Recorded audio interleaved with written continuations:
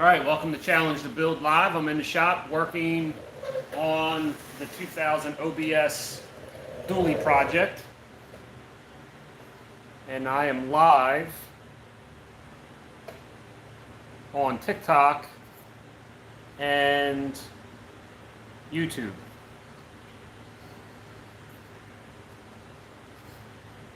So welcome to the live stream on both platforms.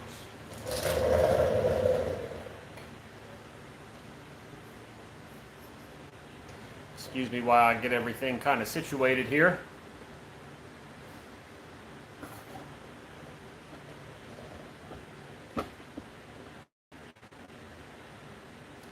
Happy Friday to you all. It's a little after 1 o'clock here on the East Coast. And that looks to be pretty good.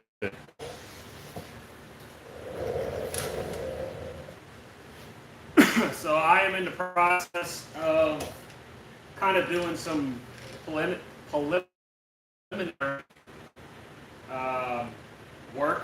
I painted, so some of the parts are being powder coated while some parts I painted. I worked on Wednesday painting the parts that I was supposed to do, which consisted of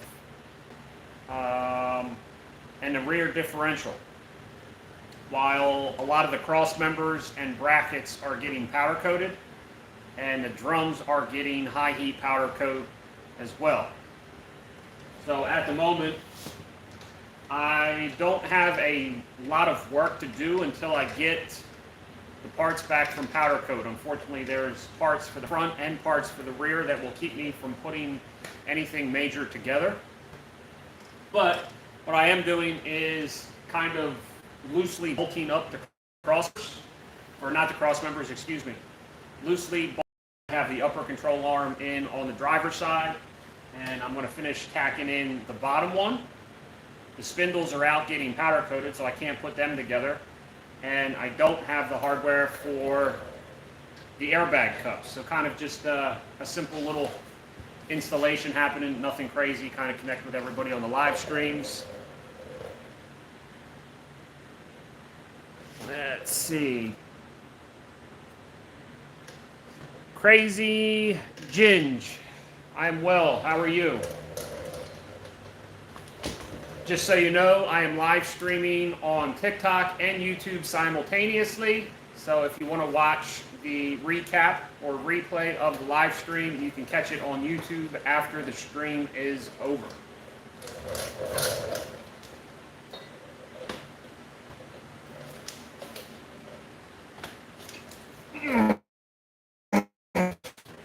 Here is one of the control arms I painted.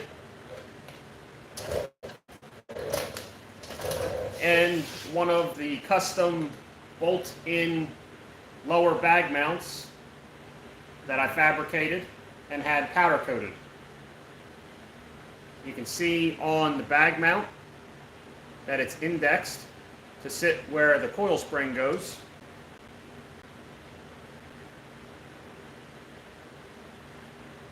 And that indexing ring sits right in where the coil spring seats on the control arm. So stick it in and then run the bolts up. The way that I have it designed is I drilled out the bolt holes where the old shock mount used to be. And using 3/8 bolts, you run the bolts up through the old shock mount and then bolt them up. So it's pretty simple and seamless. I want to get some grade 8 hardware for these.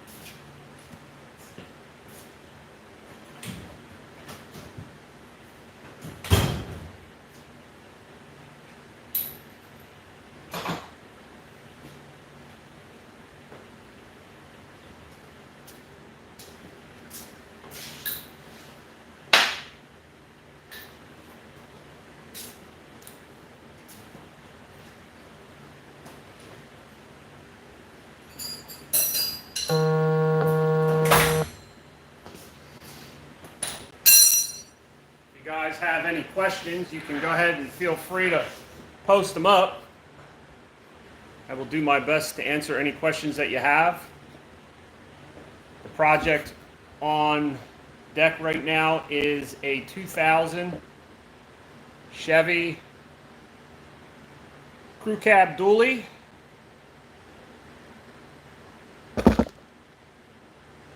That I have been working on putting air back the last couple of weeks. Like I said, a lot of the parts are being powder coated that I won't be able to pick up until early next week. So I'm kind of just doing some preliminary installation. I'm going to do the control arms, and then I might get involved in setting up the rear differential as well, kind of getting that into place and getting the springs hung back into location. But I can't mount the rear until I get the flip kit brackets back from powder coat. So kind of in a holding pattern for any kind of crazy work getting done until I get the parts back from powder.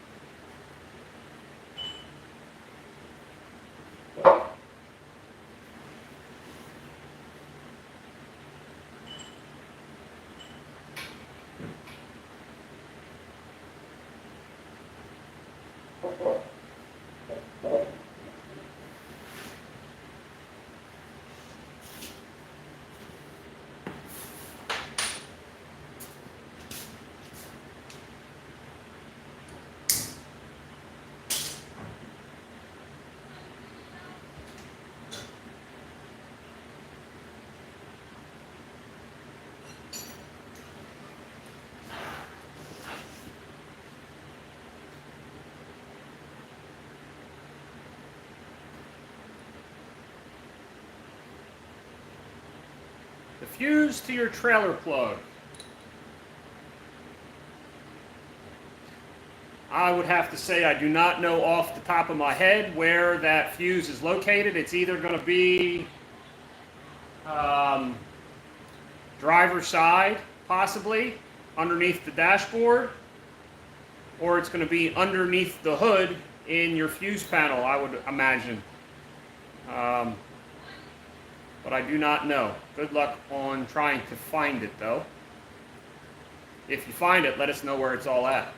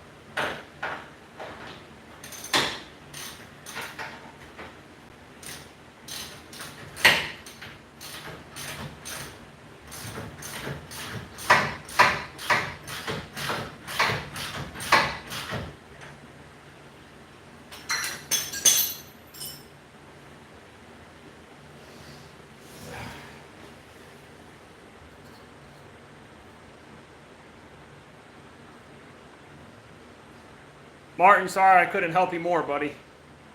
Good luck on the hunt.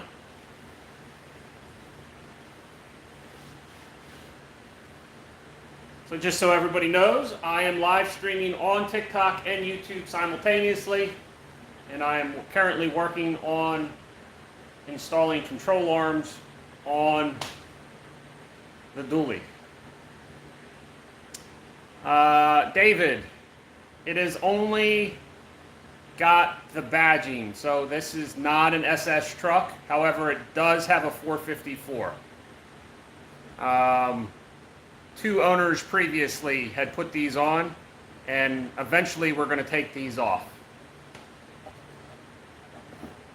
What you are looking at is a 2000 Chevy dually.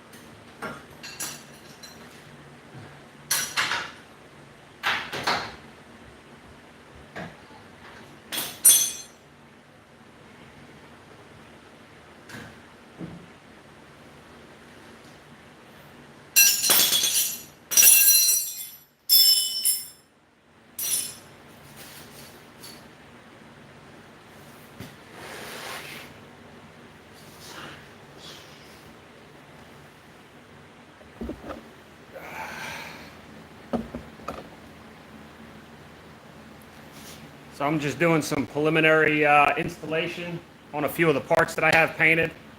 I'm not going to get crazy and torque anything down yet. Just get them in, bolted up, get them set. So this way here, once I get the control arms, or not the control arms, the spindles, I can put everything back together. I have the upper and lower airbag mounts to go in. And just kind of getting things set up for a more in-depth YouTube video coming up in the near future. Once I get all the parts back from powder coat, I got to inventory everything, make a run to get final hardware, and set aside some time to actually film an installation video on the airbags.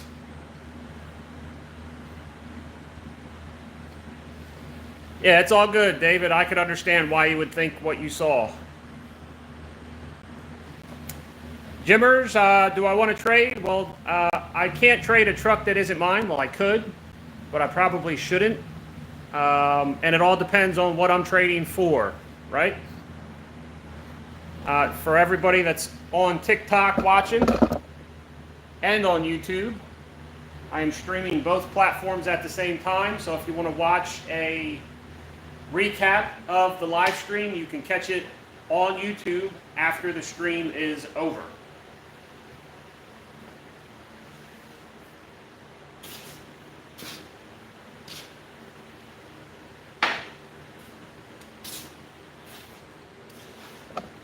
So I'm going to go ahead and walk over to the other side of the garage, and you can kind of see what the power plant is. 454. Has about 125,000 miles on it. Excuse me while I get everything set up in the new location.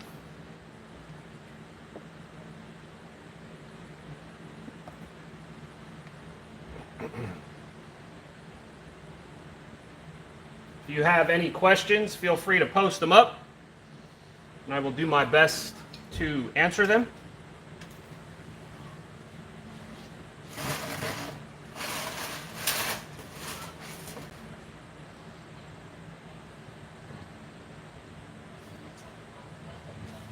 Now I gotta go get the control arms.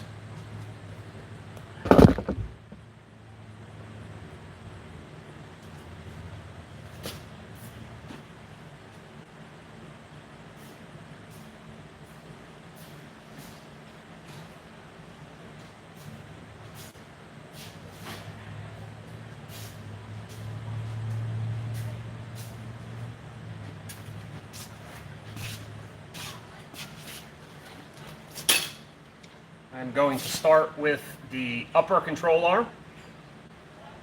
I replaced the ball joints in both upper control arms to the biggest upgraded stock ball joint I could find. The driver's side ball joint was already whooped, so that one needed to be replaced anyway. And let's see, I gotta get you guys both in frame here. That's the only downside or difficult part about streaming on two platforms at the same time, making sure everybody can see what is going on.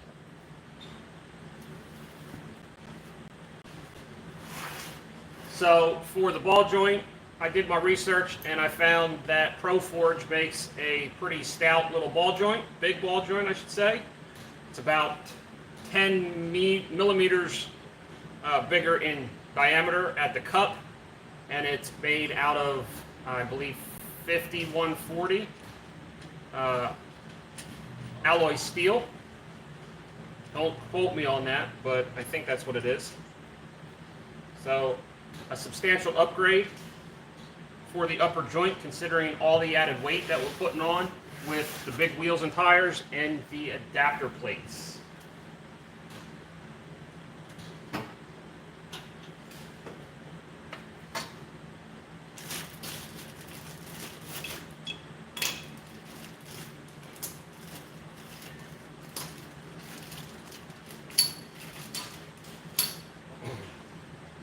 After I get all of this bolted up and back on the ground and finalized, this truck will go out for an alignment as well.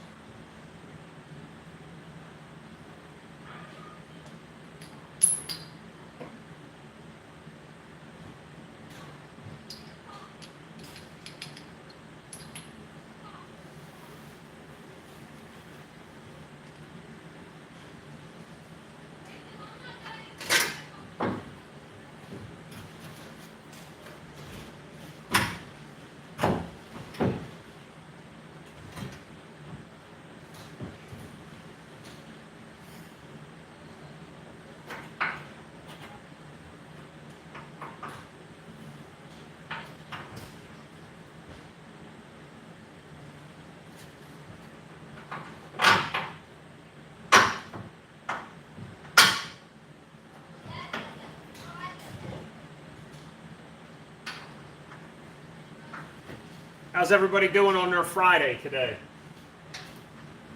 Post up in the chat where everybody is watching from.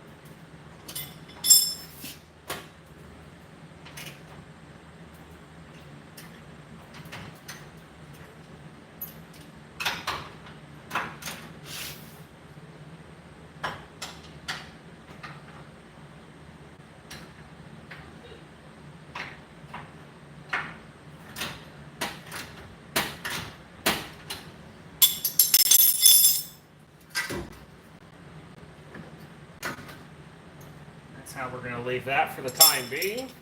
I will come back through and torque everything up.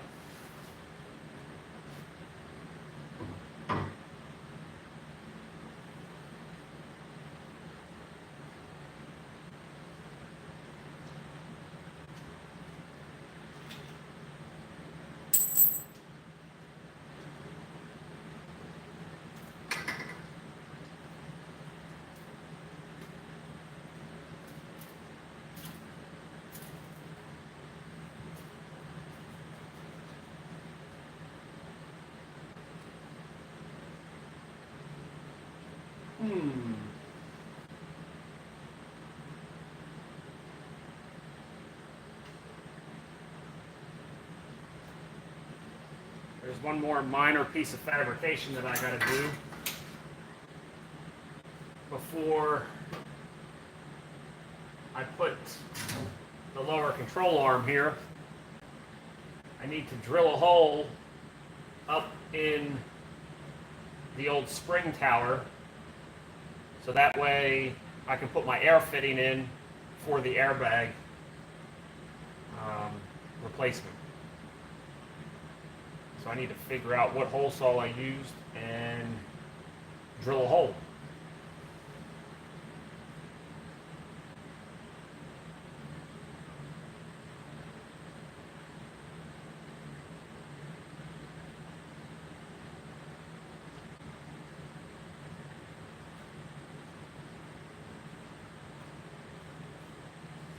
I did the driver's side when I was going through for fabrication, and still need to do the passenger side.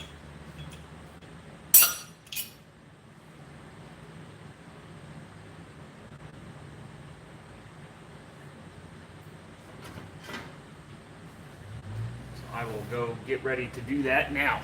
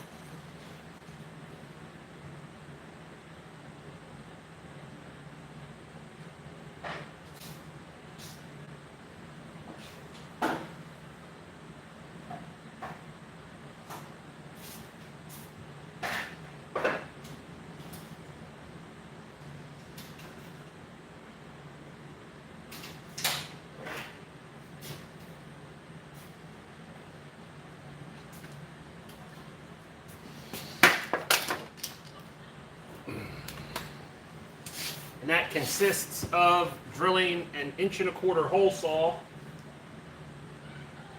up into the top of the spring tower. And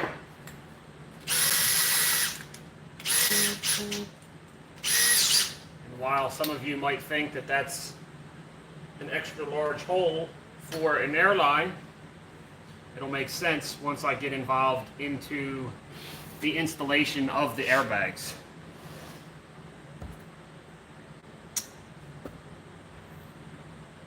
The Pope, I am working on a 2000 Chevy dually, crew cab dually, and I am working on airbags. Yes, you got it.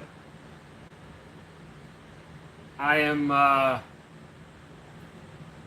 kind of in the preliminary stages of final installation. I am waiting for a lot of my parts to come back from powder coat. Some got painted, some got powder coat. So I am just kind of doing some early assembly. And just so you know, I am streaming on TikTok and YouTube at the same time. And if you want to catch the replay once it's over, you will be able to catch that on YouTube under Challenge to Build on my channel.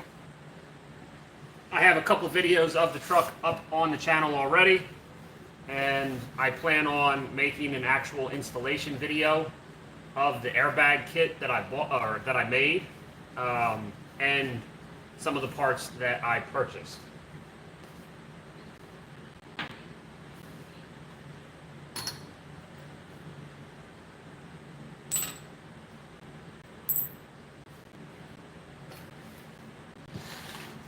Try to bring you a little bit closer so you can see what I'm up to here.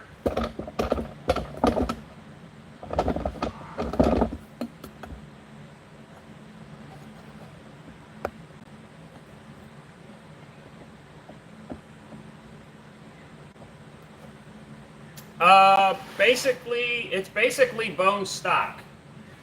The truck is pretty much bone stock. It had a lowering kit done on it previously to me getting it. This is not my truck. I am working on this truck for a friend of mine.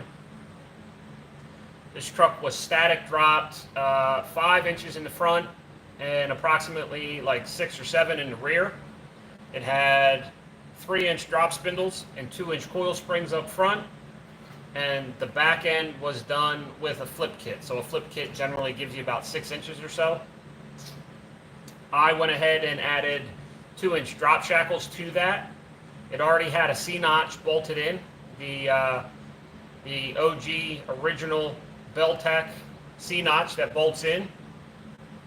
So I've kind of just modified a few things in the rear. We're still running leaf springs, but it's going to have airbag helpers to give it the ride height when he wants to raise it up. The front is going to have full air ride in it, and it's all going to be controlled by a Airlift Performance 3H air management system, which I'm kind of getting excited to be able to mess with. It's a pretty awesome system.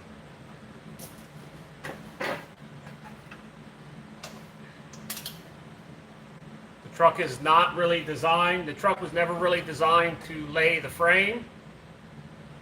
Just be a cool, low-rider, daily-driven truck.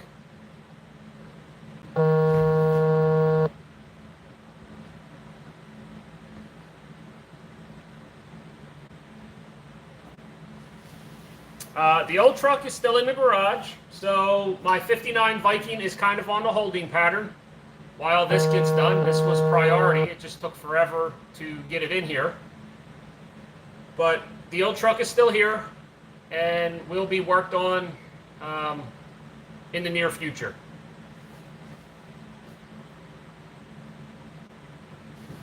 A little different setup in the rear. Definitely a little uncommon with using the leaf springs, but with the way that it's set up, it looks like it should work pretty good.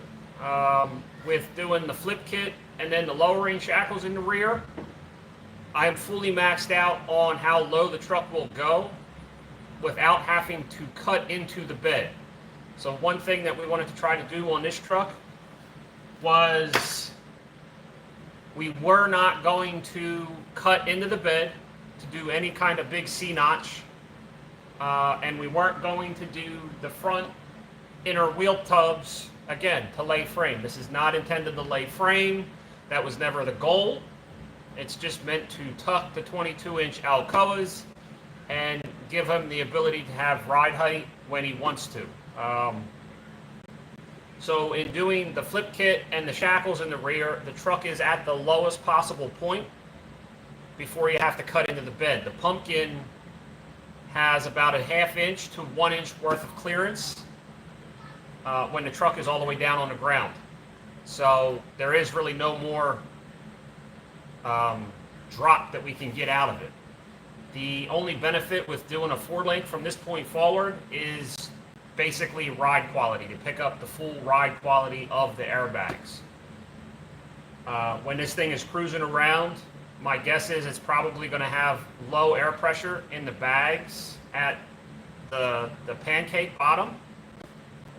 and it'll be interesting to see how much air pressure will be in the bags at like a standard driving height. So we'll see. I mean, it seemed to go together pretty good. Everything kind of functioned the way it was supposed to. And he still wants to drive around on a low truck. So we'll see how it goes.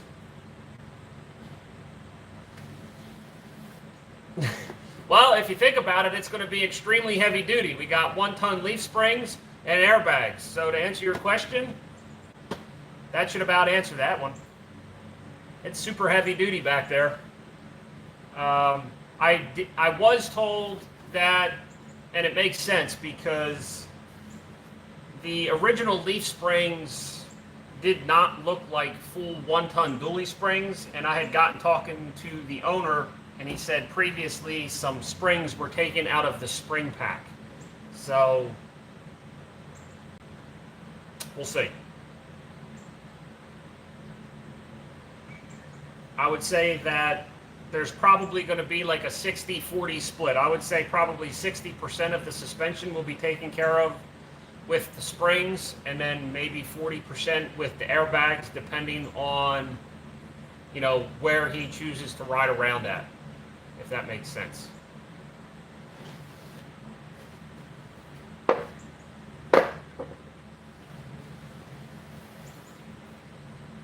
The only thing I had to do was kind of like reverse engineer it a little bit. I put the truck as low as possible on the spring setup, and then we're going to use the airbags to pump it up when he wants the ride height. So definitely an uncommon setup. I've gotten a lot of questions about why I wasn't going to do a 4-link, and with the way that it looks like, you know, it's not necessarily needed. So, you know, you figure the leaf springs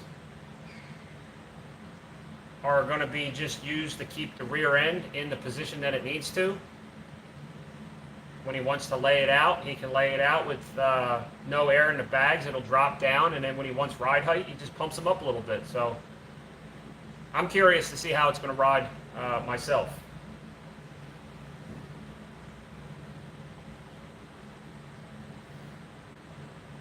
It is helpful when they know what they want. I agree.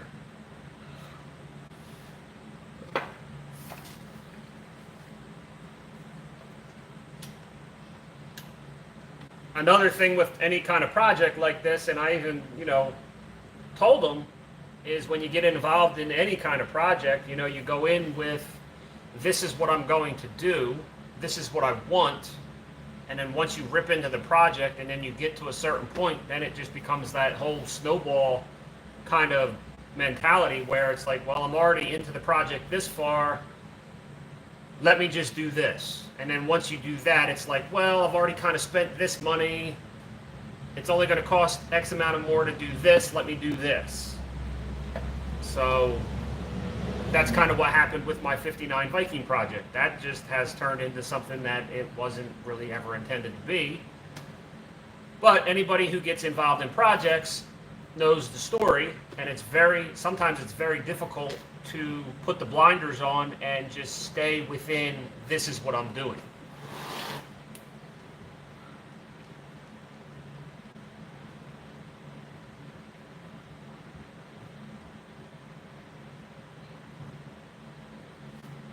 I'm with you, Pope. I am definitely along the lines of just liking a clean, lowered, stock-looking truck. The builds on the trucks have gotten crazier and crazier.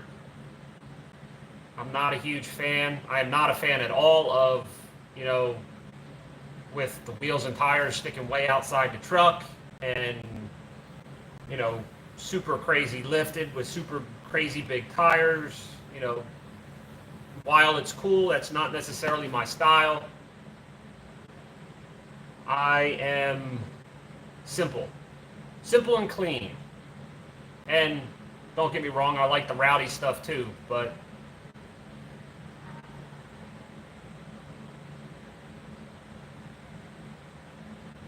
Yep, 4 projects at once. I can relate. I have about the same, and even with 4 projects going at the same time, I still want to start another one. So within my profile says I'm a project enthusiast, and that's what I am.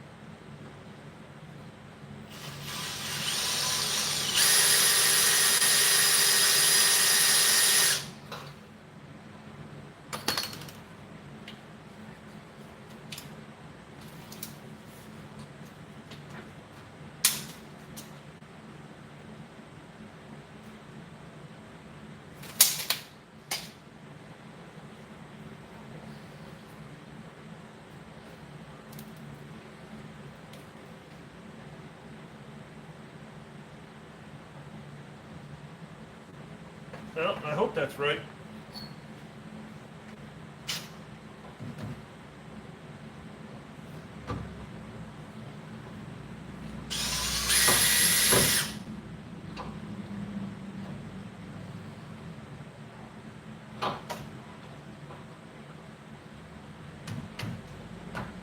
Come on.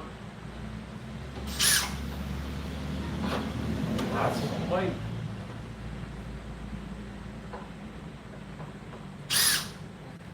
Hate it when I can't find the hole.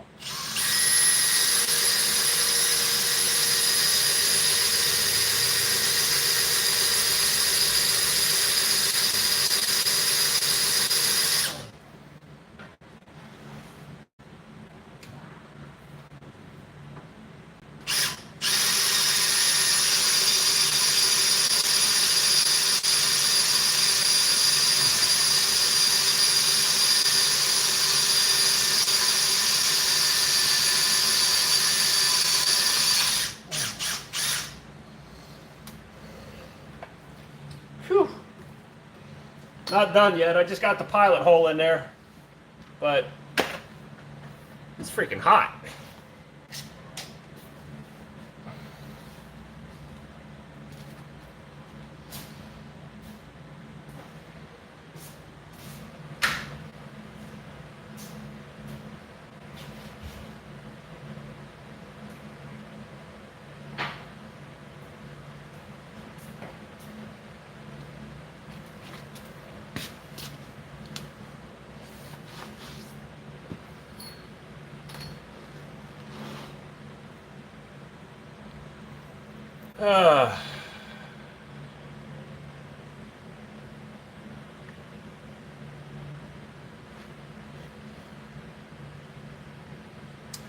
It is. It is a lot of fun to live stream. I thoroughly enjoy it, and the live streams become more enjoyable when more and more people log in and just talk about the things they love to do. What do you do for work, Pope?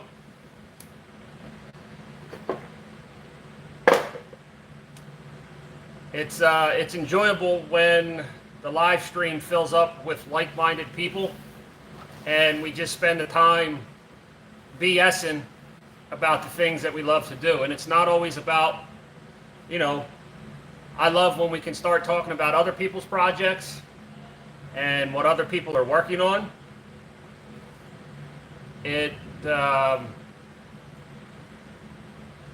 My live streams for what I do is common ground, right? This is an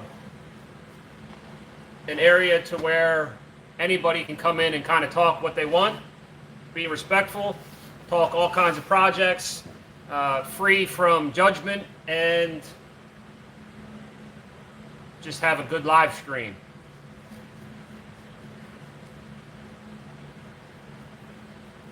Very good. My passion is to machine and fabricate, and that's what I'm trying to work towards. This right here is a small project that will help me kind of, pave the way, and hopefully I'll be able to do more like this in the coming weeks and months and years ahead. I lost my job back in March.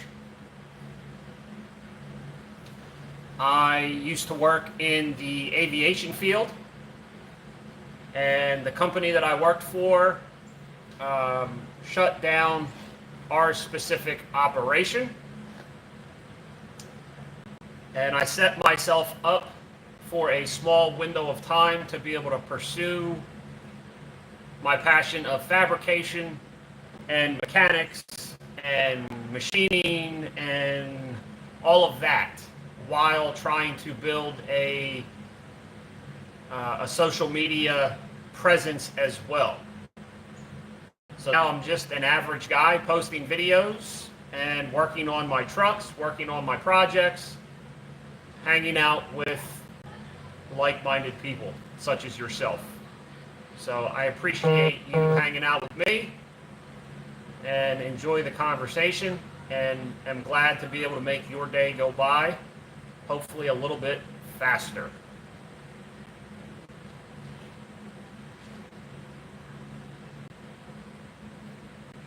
And that's something else I'm trying to do too, is start live streaming more often on both platforms, because I think it offers a better viewing experience. It's happening live and creates good dialogue. Well, hello, Cleo. Hello, puppy. How are you? Say hi to everybody. Say hi, everybody. Say hi, everybody. What are you doing? Huh? Be a good girl. This here is Cleopatra. We rescued her from the SPCA early in the year. She is a good little puppy. She's a good little puppy.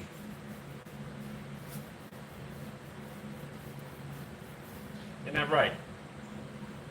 Yes, she's a good puppy. What, you want hugs? Come here. Come here. You want hugs? Oh, it's a puppy. It's a puppy. Mwah, mwah, mwah. Say hi to everybody. Huh? We still don't know what kind of dog she is. She's a little thing. Black lab, collie mix kind of thing. She came from Texas. Anybody out there from Texas?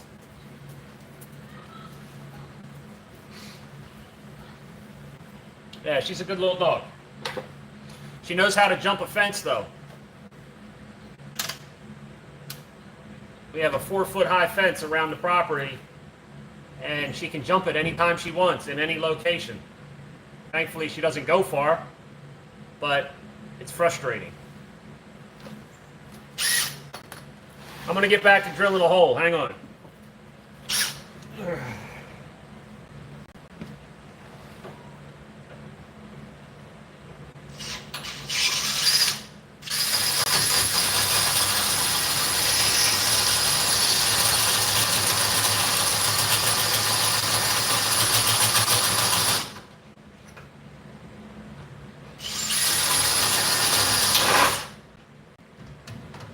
Son of a gun, it did it again.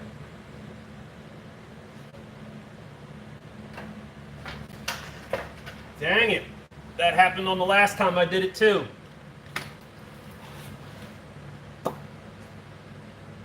Just broke the pilot bit.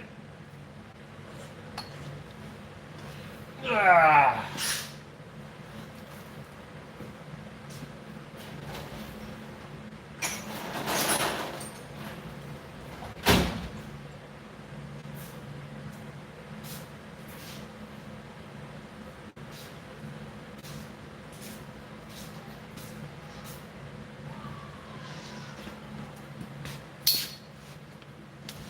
I'm drilling a 1.25-inch hole for the airline fitting.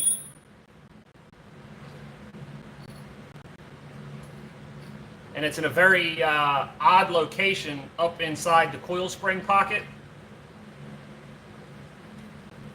There's kind of like multi-angles going on up there. So you got to drill really, really slow. And the same thing happened on the other side. I like to use the word cattywampus a lot. So the drill started to walk and got cattywampus and snapped the bit.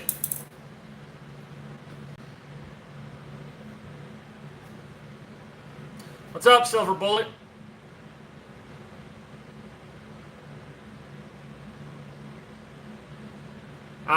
It's going pretty good until I just snapped one of the the center bits for the hole saw. But other than that, we're doing good. Me and the Pope are just BSing. So welcome to the stream, and just so you know, I am live on TikTok and YouTube simultaneously. I just saw my buddy Brian stop in. Brian, man, you got a new profile picture there, man. You are looking sharp. I ain't messing with you, brother. How you doing, sir? If you guys want to capture the replay, it will be up on my not my live stream. We are live streaming. But if you guys want to catch the replay of the live stream, it will be on my YouTube channel, which you can find at Challenge the Build. Herman, good to see you, my friend. Welcome to the stream.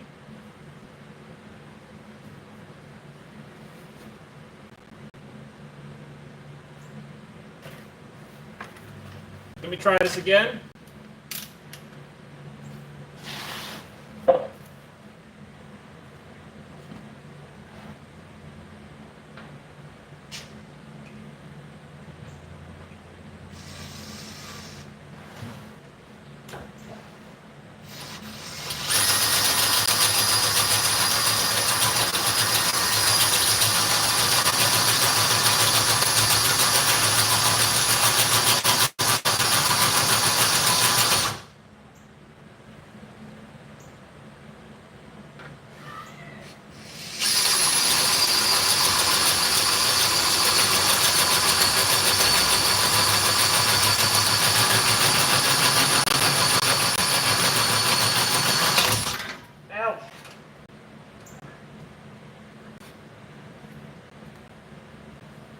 There's like multiple angles happening. You got like a piece of sheet metal coming down and then flat, but then it's also kind of like compound on the backside.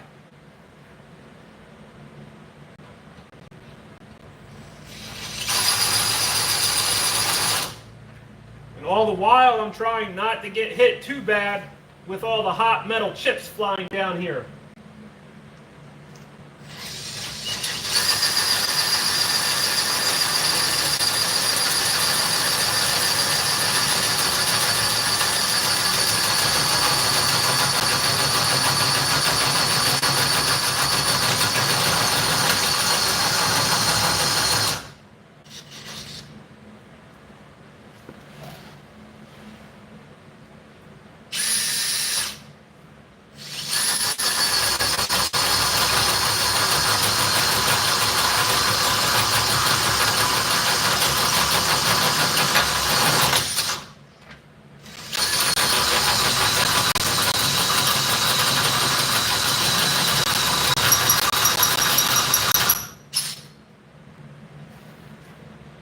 Sounds like my battery's dying too.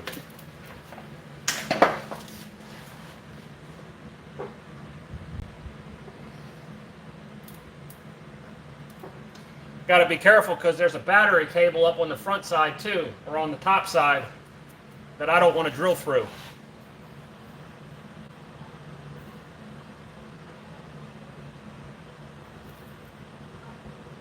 What'd I miss?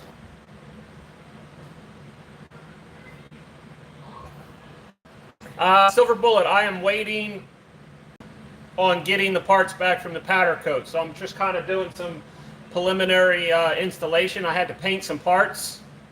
So I'm kind of tacking in the upper and lower control arms. I'm kind of messing with the bag mount now. There was one hole that I needed to drill up on the top side of the spring mount. So that way I can get the air line down into the airbag. Can't really do a lot in the rear end of the truck because a lot of the brackets are at the powder coater. So kind of in like a lull kind of holding stage. But just doing some prep work for the upcoming week. I need to mount the control module for the air system, tack in the front stuff, and work on a rear brake line. What kind of motor are you pulling out? I forget. What kind of truck you got? More power. More horsepowers, huh? Oh man, death wobble on the truck is definitely no good. You're going to have to take a look at that. What are you thinking? Ball joints, tie rods, wheel bearings? Death wobble is no good.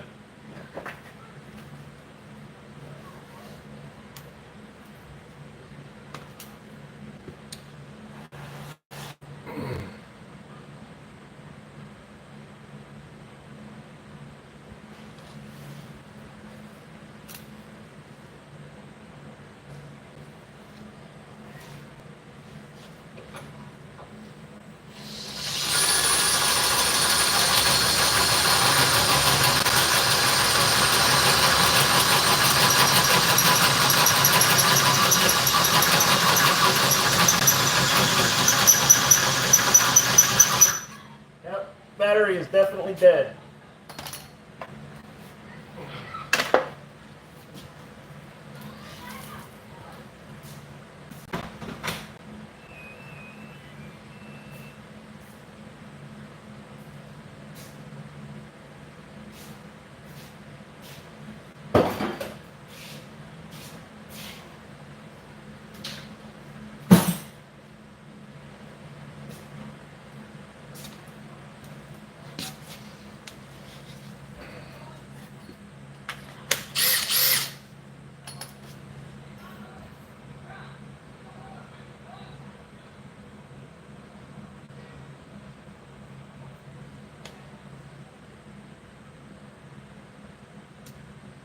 Checked all the joints, replaced steering components except for the box, which has a little slop.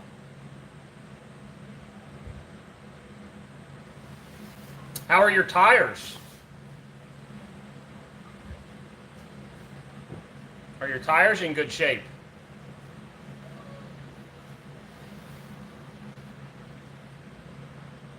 Doing some BTR upgrades and tune with stall, cam, top end, rebuild, headers, the leads, cab sides. Man, you're going all in there, Silver Bullet. Nicely done.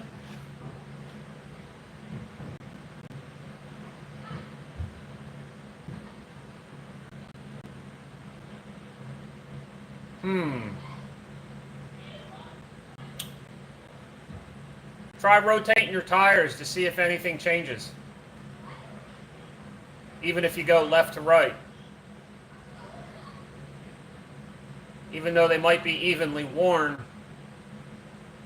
it's possible. You got camber and caster.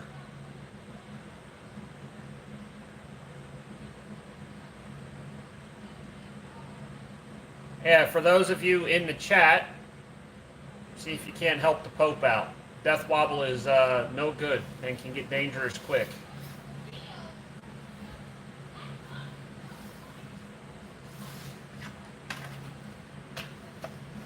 I got to finish drilling this hole yet.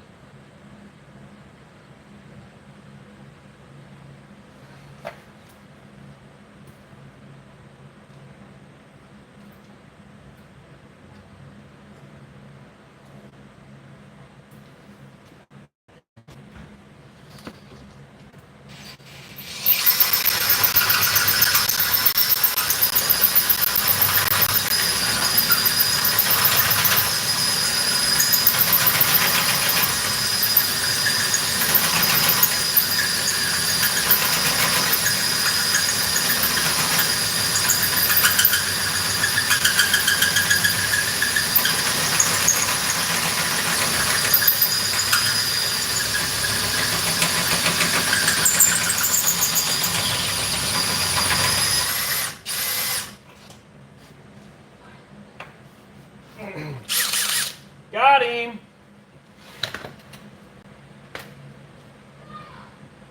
Out of doing the whole airbag installation on the front end of this truck, the shock relocation and drilling that hole was actually the most difficult part about putting the airbags in the front end of this truck.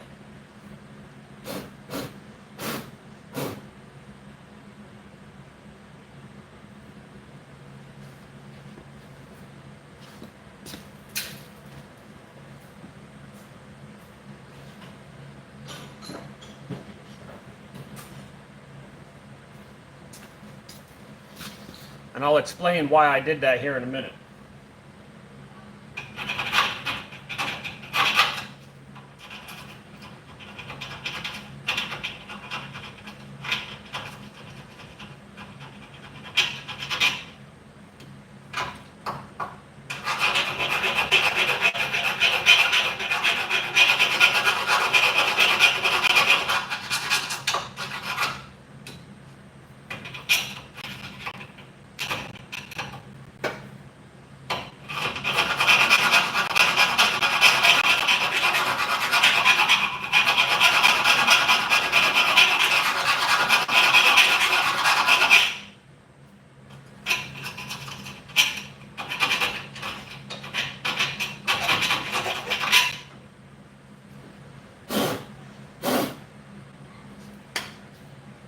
Did we fix his death wobble yet?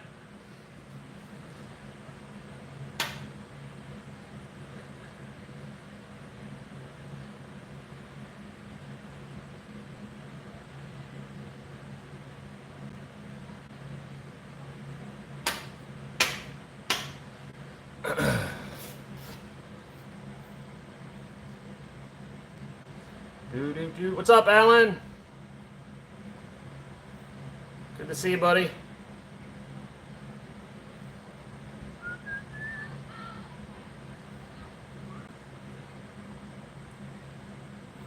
There we go. See what I'm talking about, Pope?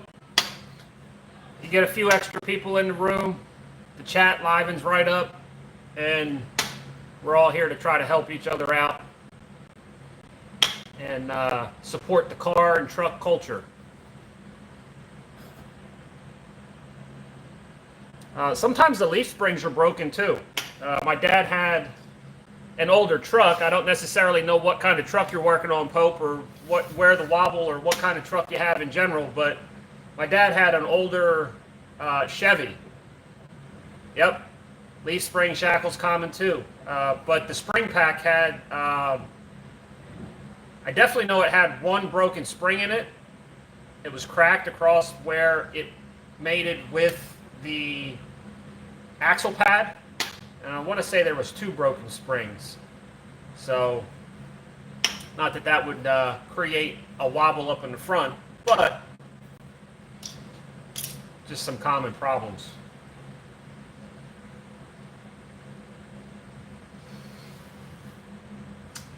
Here's a question for everybody in the stream. Name, not that I'm trying to get off the death wobble, you guys can continue talking about that, but what is one underrated tool in your toolbox that doesn't get as much recognition as it should?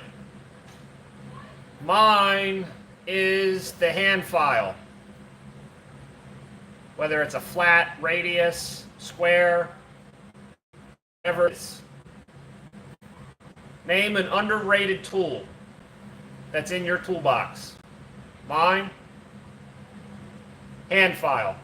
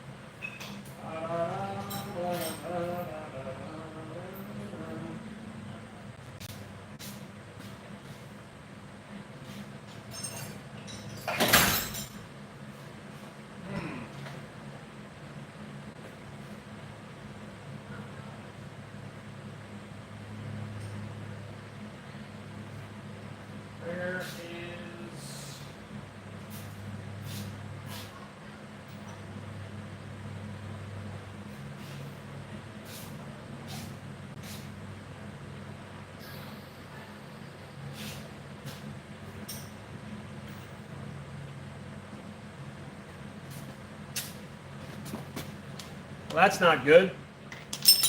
I can't find my 9/16 short well. Normally we misplace 10 millimeters.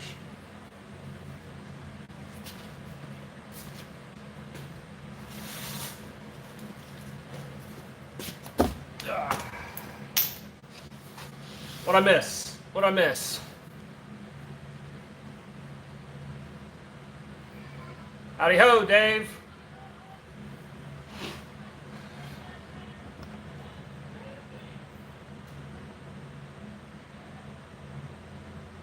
Ah, bad U-joint might do it too.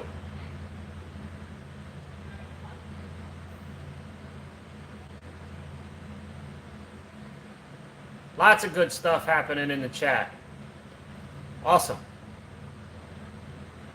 Jack, I am installing airbags on the 2000 dually. So there will be some airbags in the front and in the rear.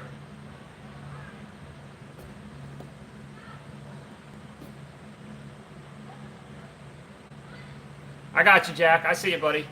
And so for some of the new people in on the chat, I am live streaming on TikTok and YouTube at the same time. So if anybody's interested in watching the replay, you will be able to find it on my YouTube channel, Challenge to Build.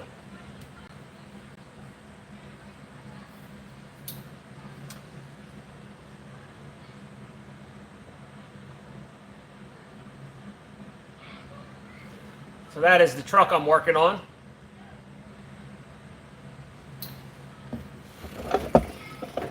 I'm kind of doing some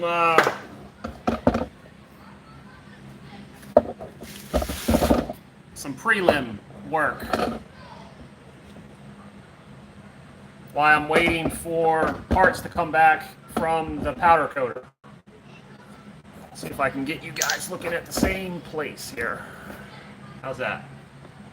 That's better.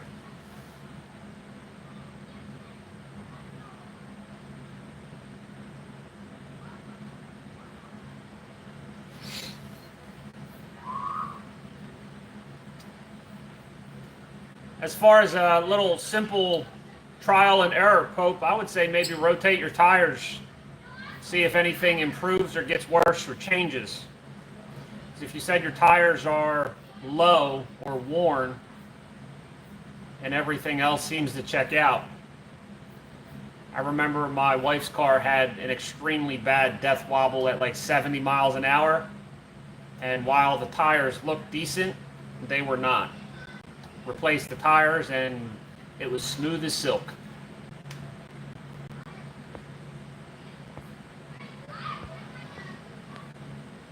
And for those of you who are watching on YouTube, thank you for tuning in. Welcome to Challenge to Build Live. Go ahead and post up some comments as well, and we'll be glad to talk to any of you. This is a dream truck of mine, Silver Bullet. This is the last year.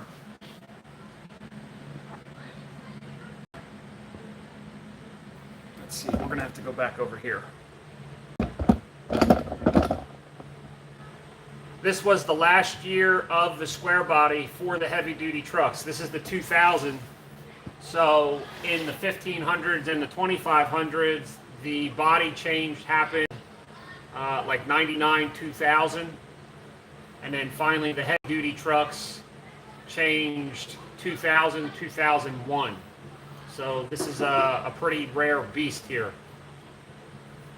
I wouldn't mind having one of these trucks in my driveway either.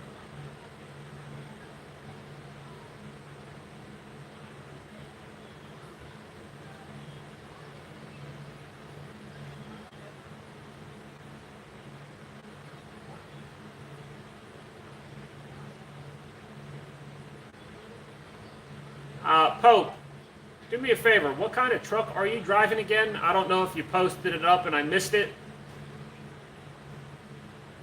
I apologize, but let me see if I can. I'm curious what kind of truck you were driving.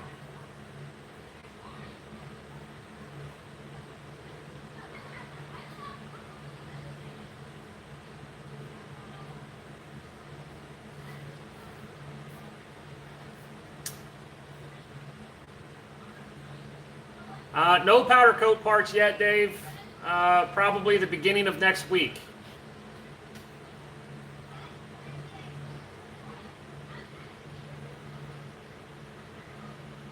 $250, 2012. Well, there's your problem, Pope. It's a Ford. You gotta in order to fix the death wobble, you gotta sell it and buy a Chevy. I'm only kidding. I'm only kidding. Don't hate me. You know I have to do that. I'm a diehard Chevy guy, but we're all here having fun.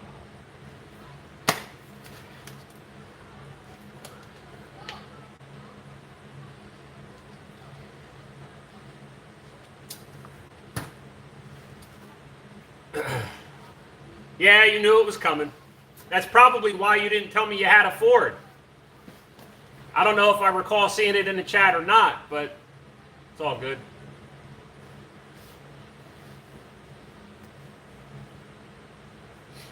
No, hopefully you get it straightened out, man. It's hard to chase them things sometimes.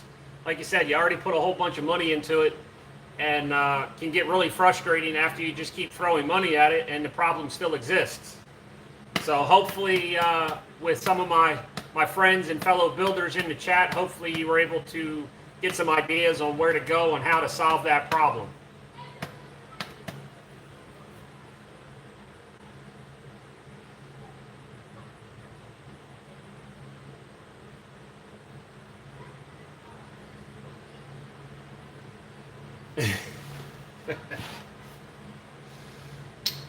All right. Let's see here.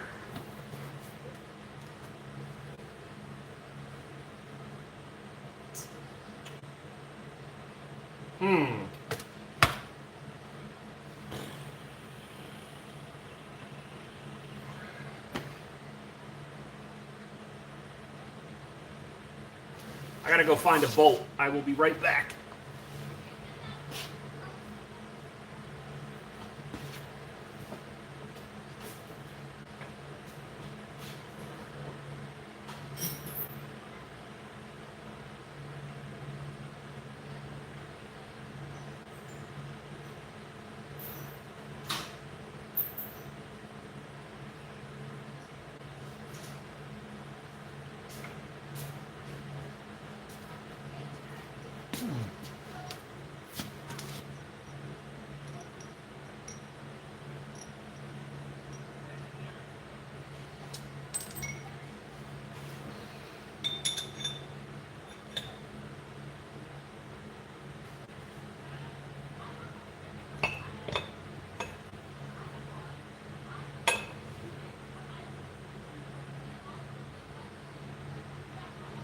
I gotta find my 9/16 short wheel.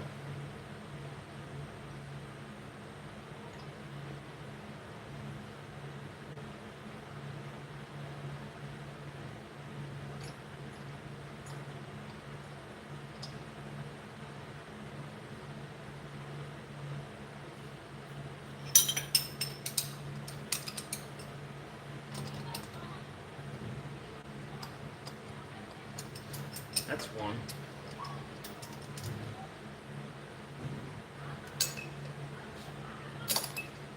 I'm installing the top bag kind of temporarily. I just drilled the hole for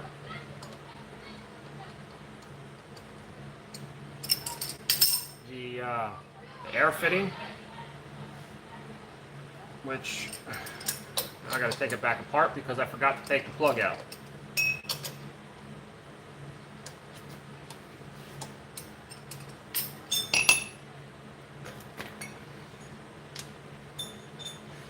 Bear with me.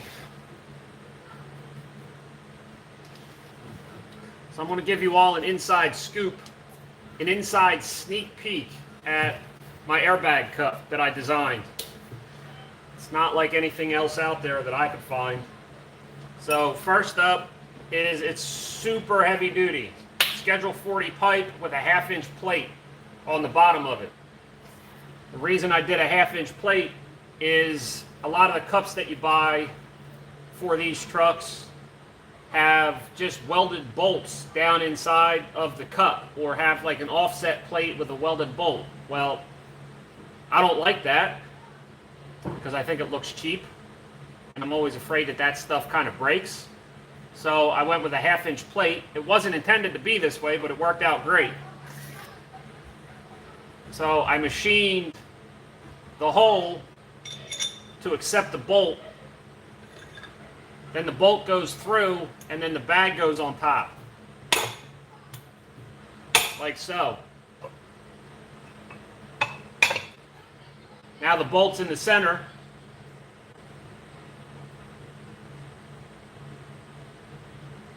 Solid as a rock. But wait, there's more. But wait, there's more.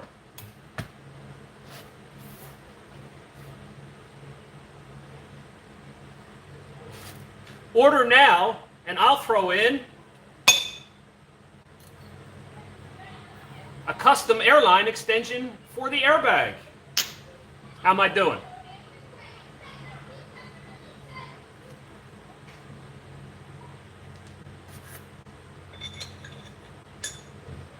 I don't know if you noticed, there's an inside ring and an outside ring. And look really closely. Thank you for the rose, Rob. I designed and built these things with an offset in them. So that way you do not have to clearance a lot of the framework for the airbag. It is also a 1/2-inch bigger than the standard 4-inch bags. So if I did all my figuring and work correctly, everything will just simply bolt up into where the old spring used to be. Another reason for the inner ring here and the outer ring is the inner ring fits inside where the coil spring goes. So up inside the frame rail, the frame kind of like curls down, and that's where the coil spring would go up in and sit and kind of place itself. So with having the inside ring, I wish I could show you. You can't see it up there, but anybody who's familiar with the trucks would know. But because of the inside ring, it perfectly seats itself to where the coil spring used to go. And then obviously having the outside ring just gives it that much more meat to sit up inside the frame. I'm going to put it together and I'm going to kind of show you what it looks like.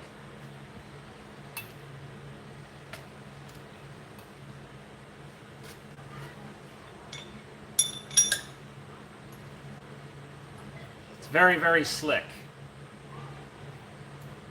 At least I think it is.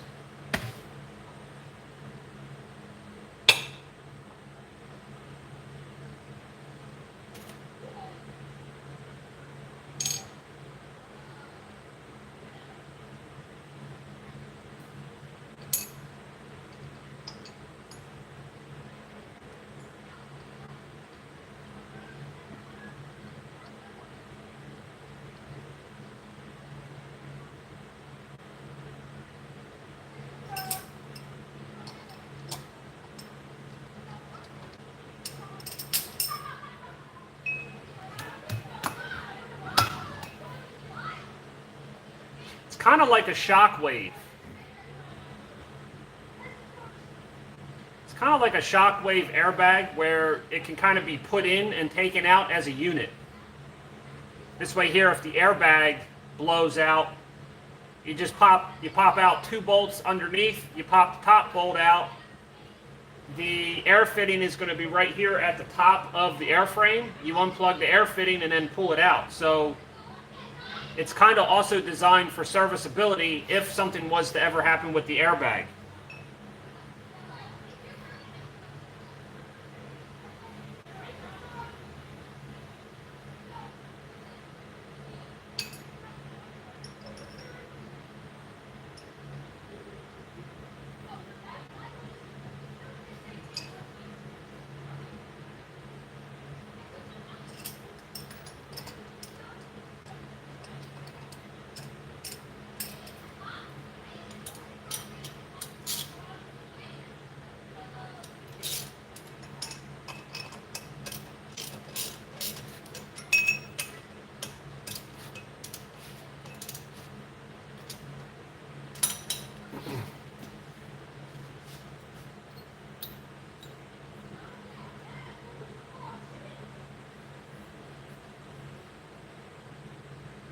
Shockwaves were really expensive when they came out because it incorporated the shock and the airbag. You didn't get a lot of travel with them. I mean, they didn't really give you too much travel from what I remember, but yeah, they were the hot ticket there for a little while.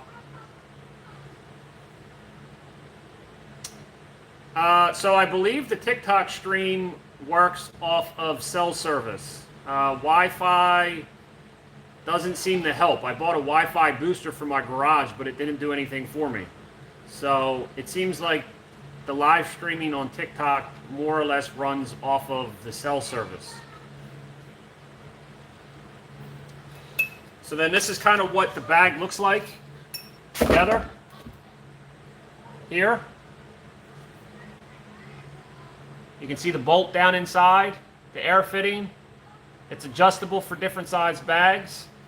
And the nice thing is that bolt's nice and solid once you bolt the bag on. And because there's nothing welded down there, no bracket, nothing, super, super strong. You can crank down on that bolt and have no fear of it breaking. You'd probably break the bolt before you pull it through the plate that's under there.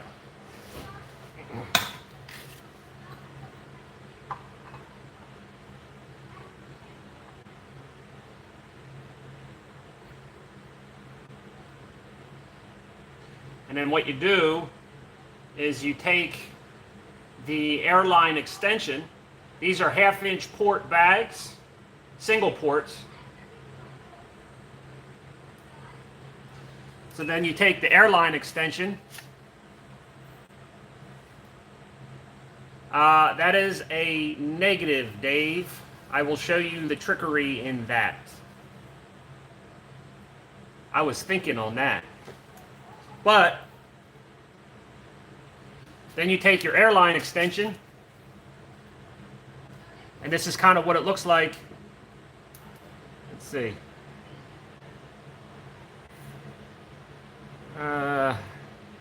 There we go. That's what it looks like when it's all together. And then the air fitting will actually go in here at the top of the frame. Give YouTube a good shot at that. For those who are watching on YouTube, can you please give me a comment and let me know how the video reception is, please? Can you even hear me? Hopefully you can hear me this whole time, because that would be devastating.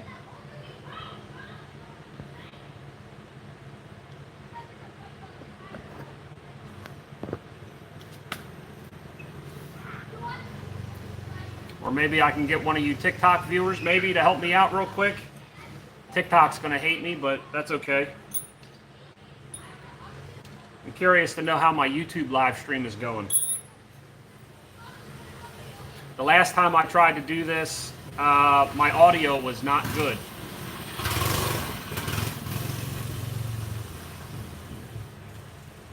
So another nice thing about the way that this airbag cup is designed and built, now that the airline fitting is in the airbag, and now that I have my hole drilled in the upper bag mount up here in the control arm, now this is perfectly indexed to only go in one position. So there's almost no messing it up once you drill the hole in the back end of the frame and then put your airline in.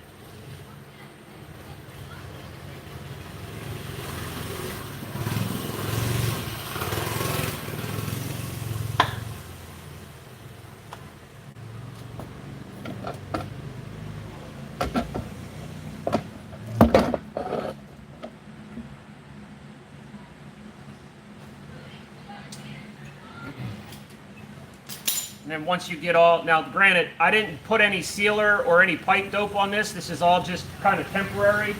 I needed to drill this hole in the upper frame so that way I can put the control arm on.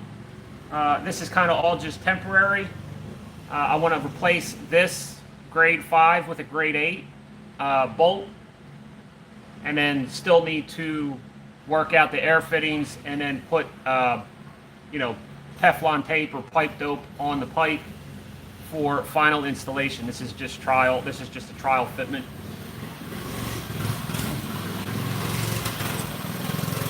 But then once you get all the hard work done, the idea is you can just bolt this in. So let's see how I did.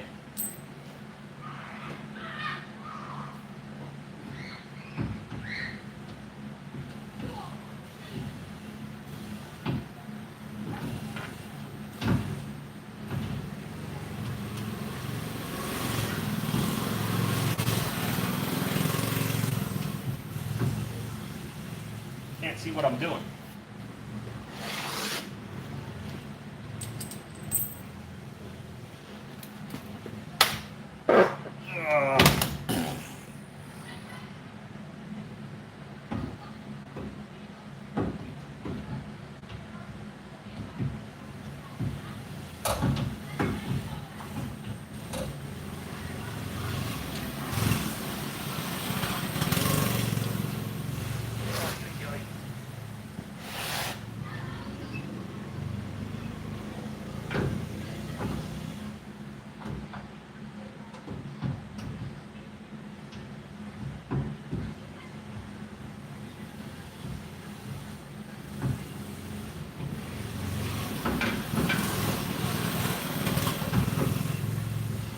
Come on. Where's it at?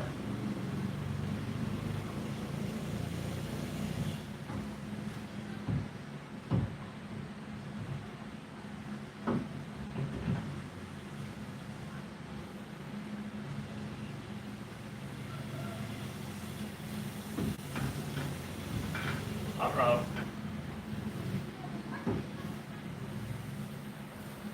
Front row.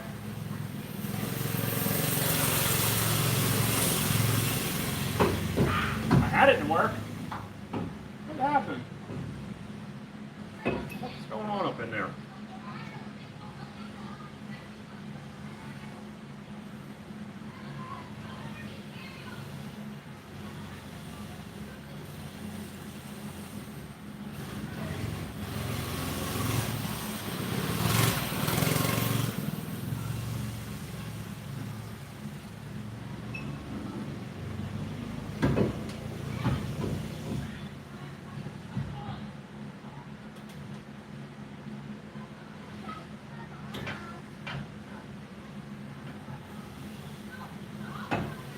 Huh.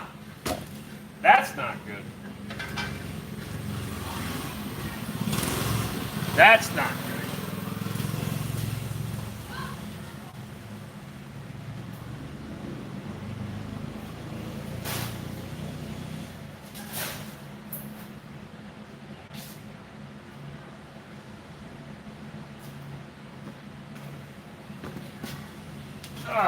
But wait, it doesn't fit. Something ain't right.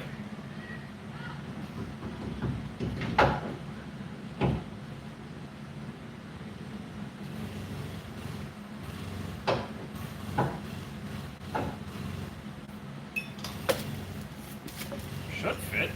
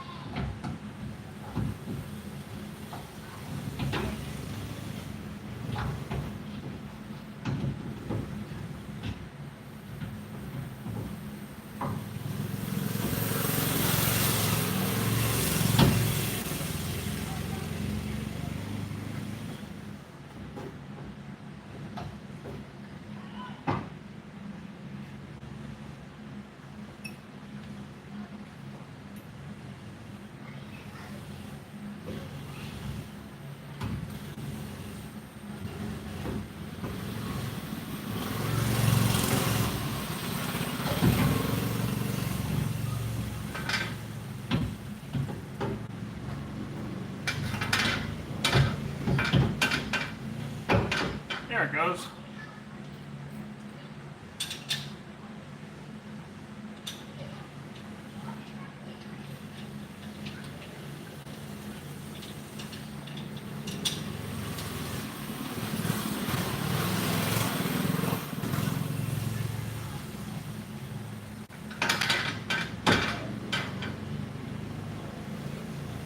A few little tense moments there. I was like, what the heck?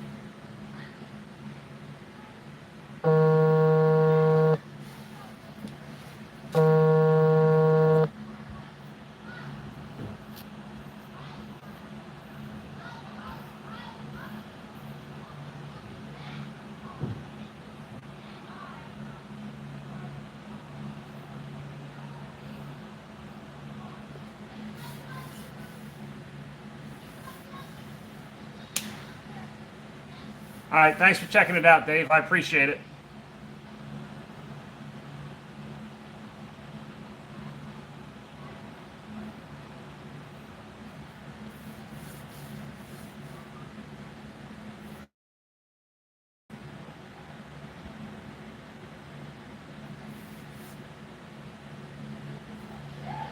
It is a Friday.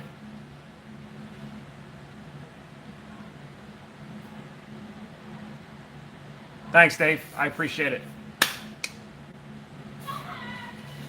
Yeah, the audio and the video is a little different on the tube. Still trying to figure it all out. I tell you, I don't know what I'm doing. I just make it up as I go. You guys don't believe me.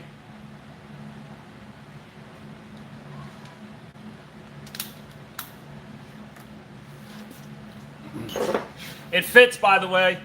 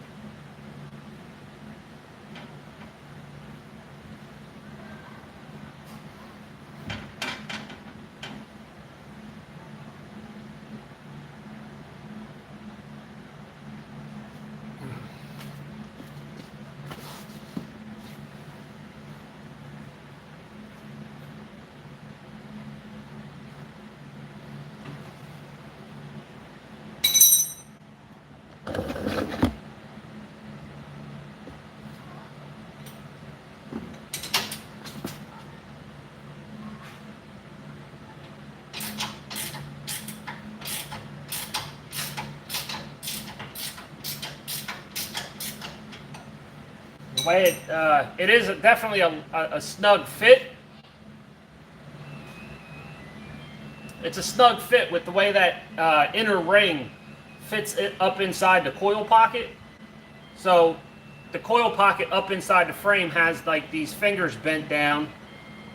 Let's see, bent down, and then that inner ring fits up inside of them. So it's got to sit in pretty much the exact location. Sometimes it's difficult to get that center bolt up through the shock tower as well. So I test fit the other cup real quick because that one fit up real nice and solid. But it just took a minute to get the hole centered up and then get it to set in that pocket. Now the nice thing is it's solid as a rock. So once with the way those fingers kind of bend down inside the frame rail, it kind of gives you that kind of, what is it, convex or concave maybe kind of radius to it. So as you tighten the bolt, it brings it up into those fingers and kind of centers it up and snugs it right up. So I'll give you a closer look here in a second. I'm going to snug it up a little bit. And then for my TikTok family, you guys can get a closer look at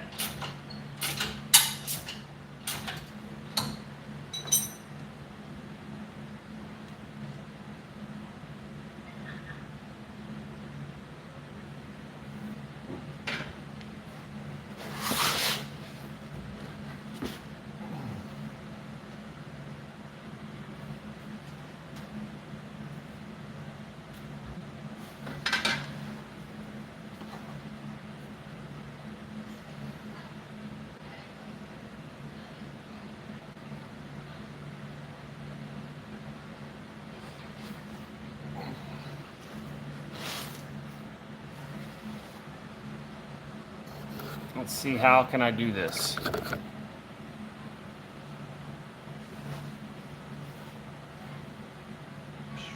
the camera.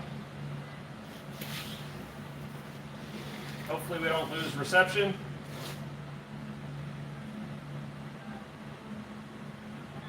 But you can see how I have, oops, too far. You can see how I have the hole drilled. This is that hole I was drilling with the hole saw. And there's the airline fitting extension.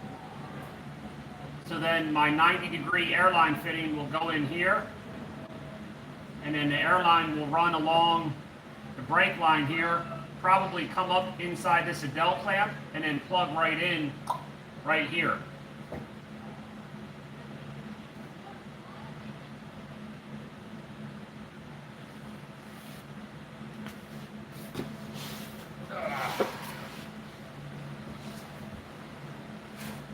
And then with the way that I have the cup made, since I dropped it down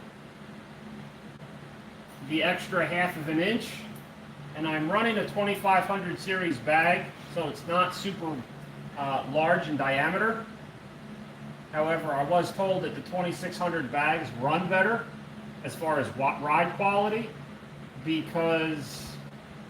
basically because it holds more, maybe because I have my hand over it.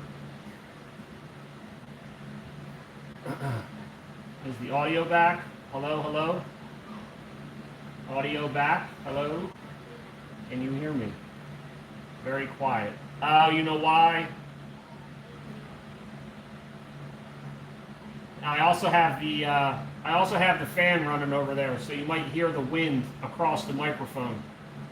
But my hand was on the mic too, so I'm a Pollock, guys. Come on. You're watching a Pollock work here. You gotta work with me a little bit. But anyway, plenty of clearance up and around the bag. I dropped it down that extra 1/2 inch. And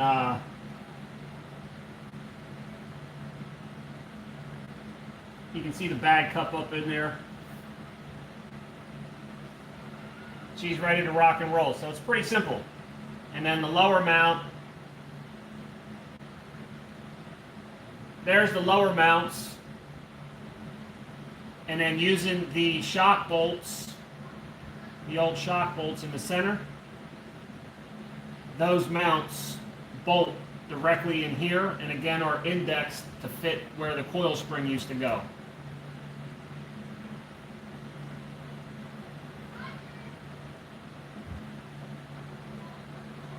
Yeah, plenty of room for when I dump the air and the bag compresses. There's also an integrated bump stop in this bag, so it's only going to go so far.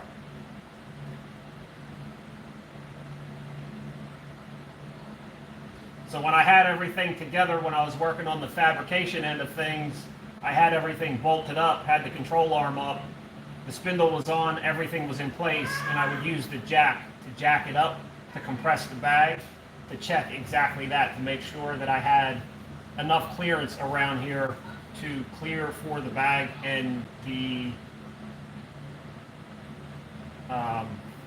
compression. that plus I didn't want to get in here and cut into the frame. So a lot of times you have to kind of come in here and clearance the frame inside here and also over here. So if the truck was going to go any lower than just below, if we were going to try to lay frame, then there would be a lot more extensive work that would have to be done to the frame, to the suspension, to the inner fender wells, all that stuff.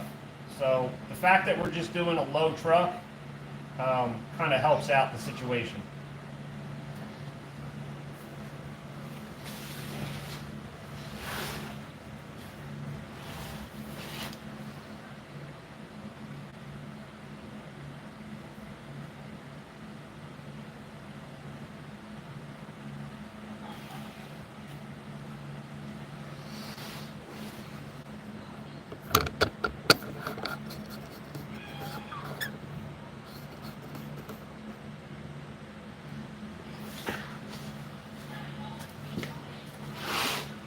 So that's basically how the airbag goes in.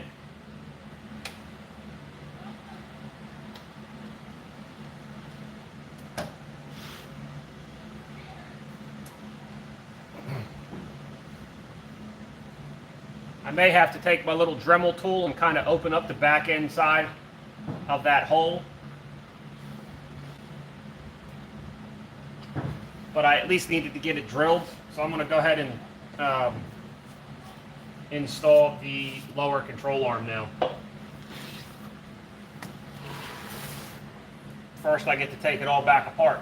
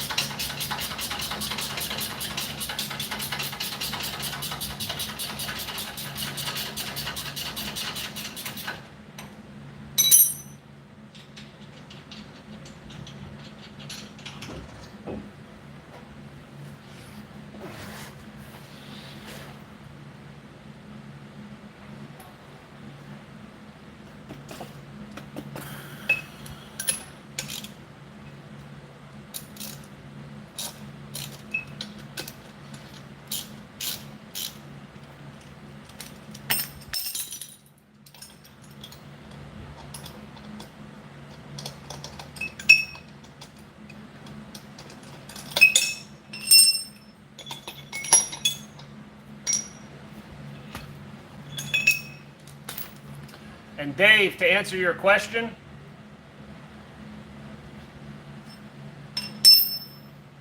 from a little while ago about the bolt, the machine work isn't the best because it's the first time that I've really done anything with the mill. So my machine work, unfortunately, isn't the best. But you take the bolt, you slip it in, and it's machined to where it doesn't spin when you go to tighten the bolt. So this way here you can tighten up the bolt with no worries about having to hold anything underneath. So I did think ahead and plan accordingly for that. A lot went into these things. Between the offset in the clearance, plus the inner and outer ring, and then of course the machine work that went in just for the bolt. I mean, it's kind of a simple piece, right?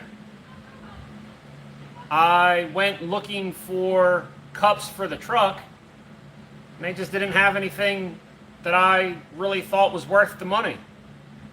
They seemed really cheap, which, you know, they are.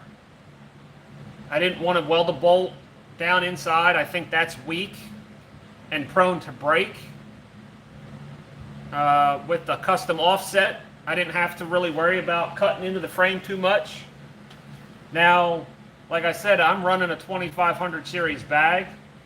I think if you were going to run the 2600 series bags, you would probably have to do a little clearance work just because of the greater overall diameter. But it works. and I'm looking forward to getting it in, getting it bolted up, and getting some airlines run to it, and hit some buttons here, hopefully next week.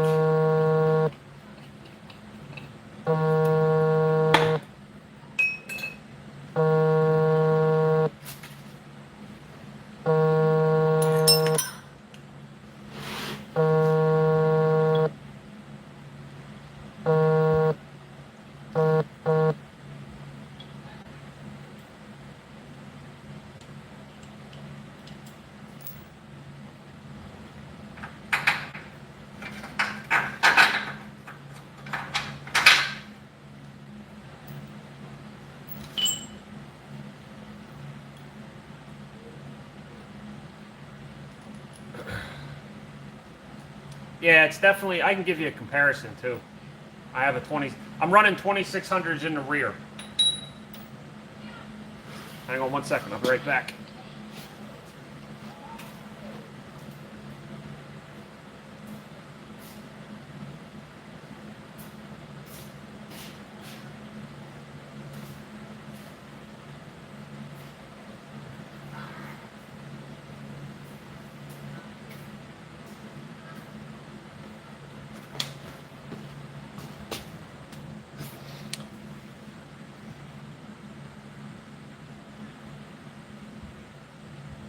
So obviously the 2600 is on the top, the 2500 is on the bottom, and these are obviously just in static form.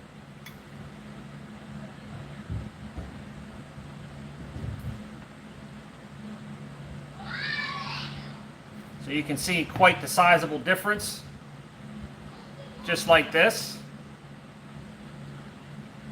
There we go.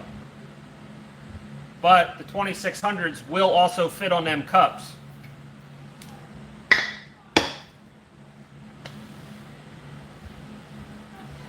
The 2600s gives you a better ride quality, and I would assume just because of the added volume of air that is in the bag.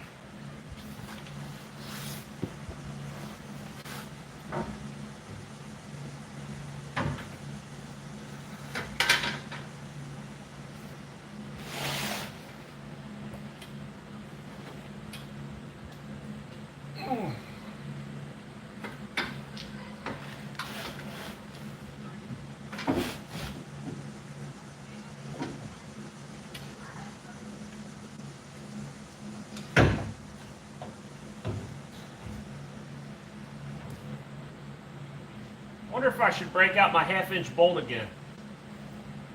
It's a lot easier that way.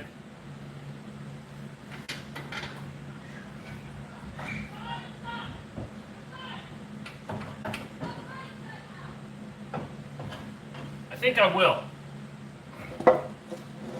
I certainly don't want to take a hammer to the painted parts. That 1/2-inch bolt trick really worked out well.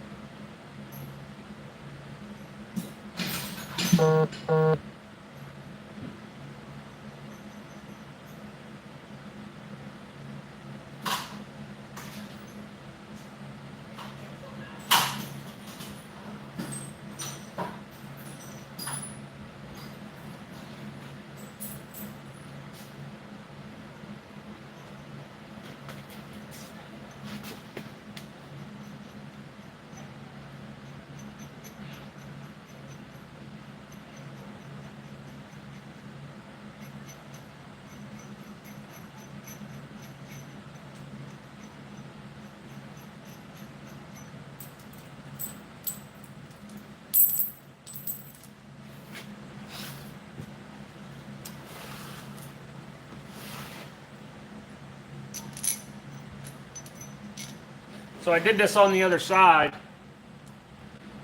So obviously the lower control arms can sometimes be a real pain in the butt to put in after you take them out, because the compression on the frame rails has been pushed in. So once you pry them out and trying to get them back in can be a real pain in the butt. So I'm just taking a 1/2-inch bolt and I'm basically going to use it as a spreader. I'm going to put it in the location of the control arm, put 2 nuts on the inside, and then take them out to kind of push the frame rails of where the control arms slip into, push them out a little bit so that way it slips up in there and I don't have to use a hammer to beat them up into position. I did it on the driver's side and it worked out great, so I'm going to do it on this side real quick to make my life installing this thing a little bit easier.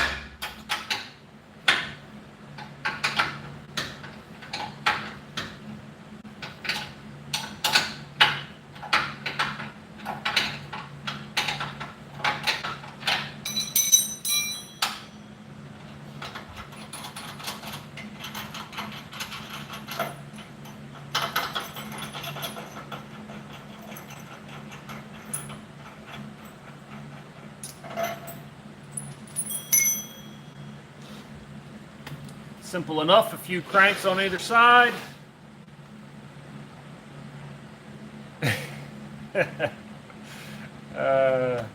Too funny.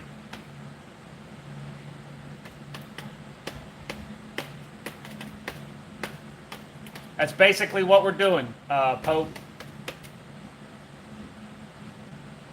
Can't be having too much fun.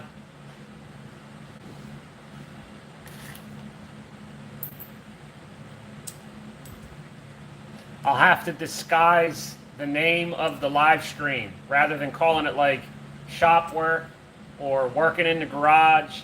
I will have to come up with some kind of slick, I don't know, some kind of slick name for the title. So this way here, you can just say, yeah, I'm just watching cooking.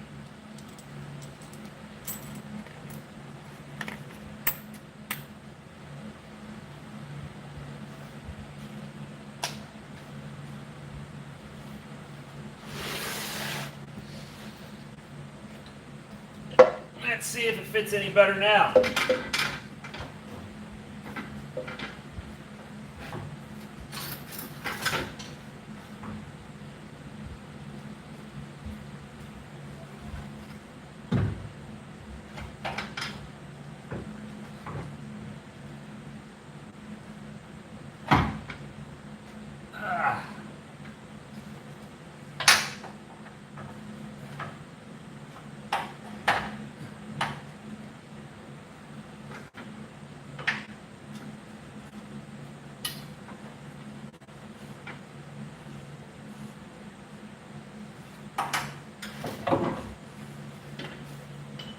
Come on, baby, get up in there.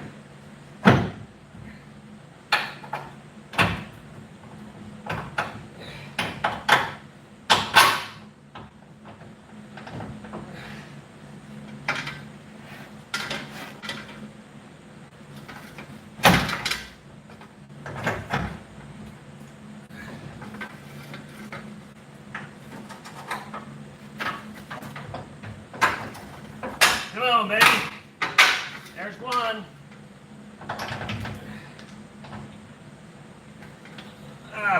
Where the hell the hammer at? Little light taps here. Beautiful. So much nicer not having to, wail on them with a hammer or even hammer them up into position. You saw it only took me like five or 6 minutes. I'd highly recommend anybody that works on the old Chevy trucks that needs to take in and out the control arms. Super easy.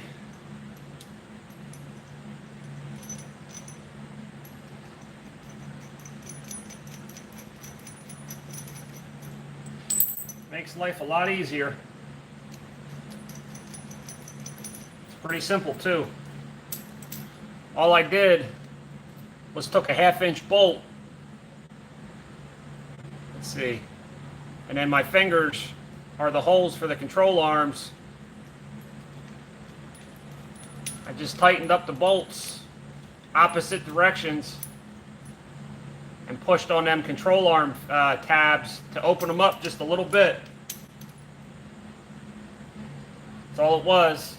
A couple turns, overextend it, let them settle back in. Pope, have a good one, man. I missed you. Wait, where'd it go?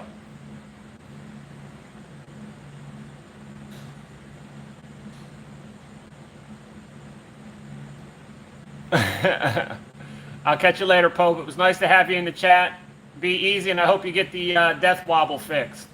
Justin, my friend, how's it going?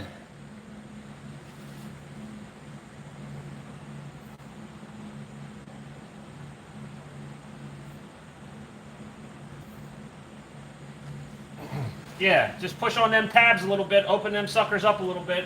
You don't got to hammer on fresh paint. You don't have to hammer on the bolts, screw up the threads.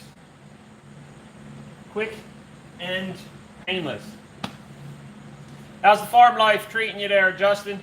Or not Justin, I'm sorry. Yeah, Justin. Whew. Apologize, my dude.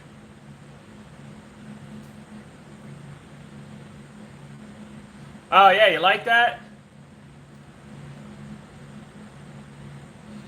It makes me look like I've been working hard, Dave.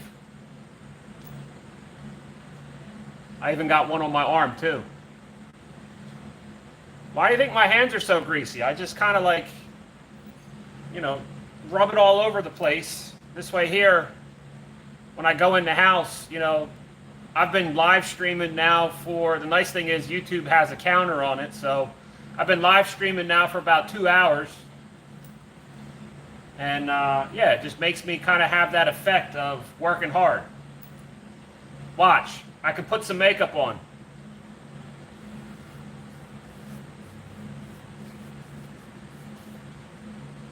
Yeah, see, look, I put some makeup on, and it looks like I've been working really hard now. For everybody that's going to be tuning in, man, it's hot today. Been busting my ass trying to get these control arms in. They've been beating my butt. Uh-oh, look, she's looking at me. She found out. She caught on.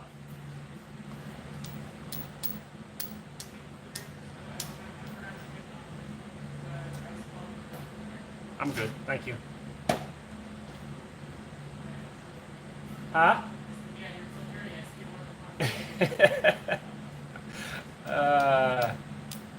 She caught me. Damn it. Right? I was out cutting the grass this morning, and it was brutal out in the sun. That's why I got my fan on the far side, keeping me somewhat cool.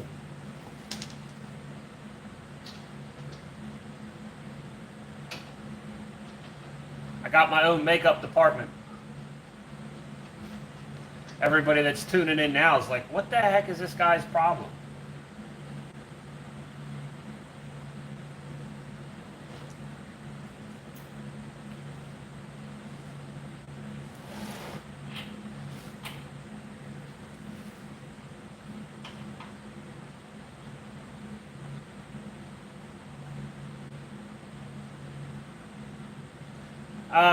Justin, I've always kind of been curious. What do you do with the bees? Do you farm? Do you farm them for the honey, or do you farm them to help pollinate your crops, or a little bit of both?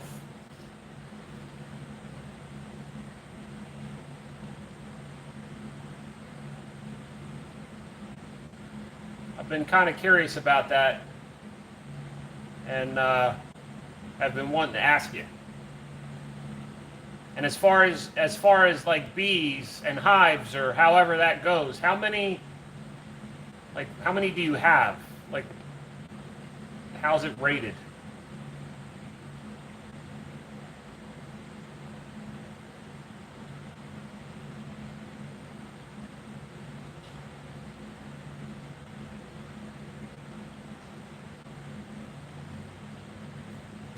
So they go to California for almond pollination.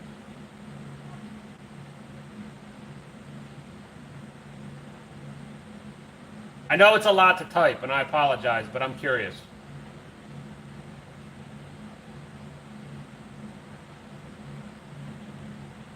And they come off to the farm for honey off the alfalfa.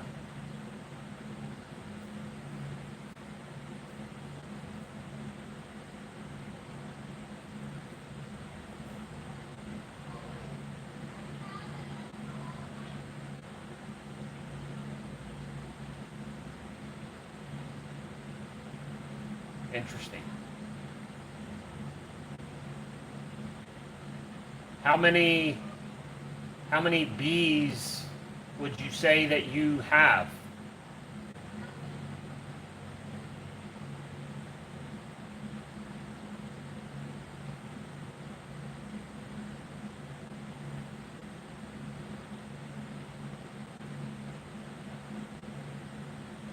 So 210, I would imagine, hives. 50, okay. And on any given, like, obviously I know the numbers could fluctuate, but what does a hive normally hold? 10,000 bees? 5,000 bees?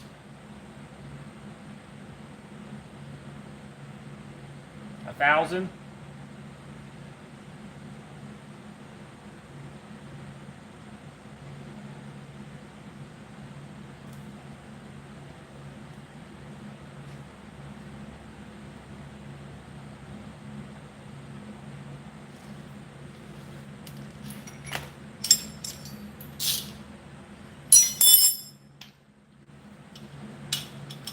100, okay, in peak of summer. All right.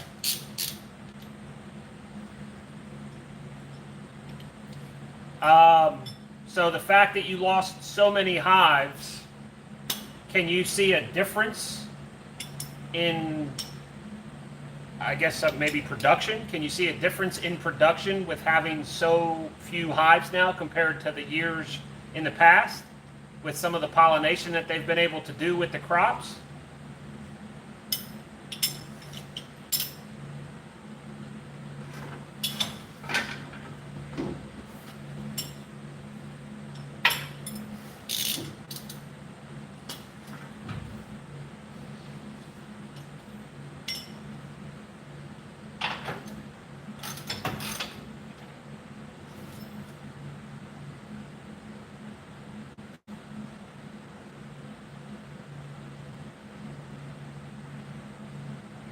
Okay. Now, do you sell any of the honey, or do you just use it for your own personal use?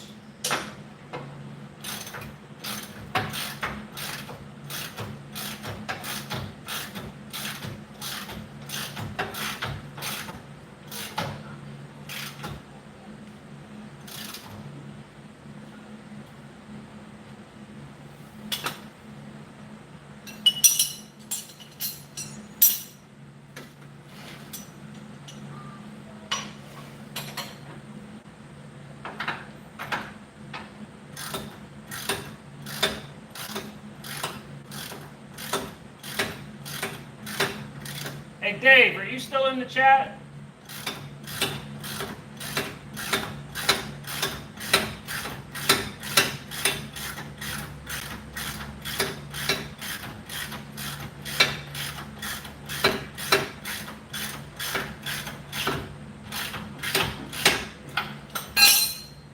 Looks like this thing needs a head gasket.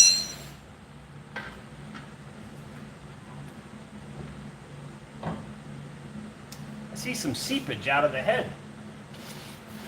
That sounded terrible, I know, but it is what it is.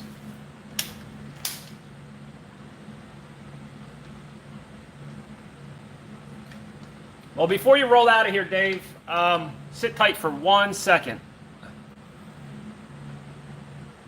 How did I do that last time?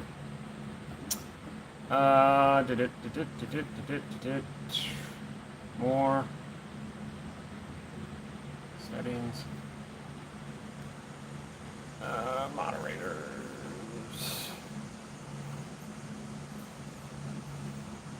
Dave,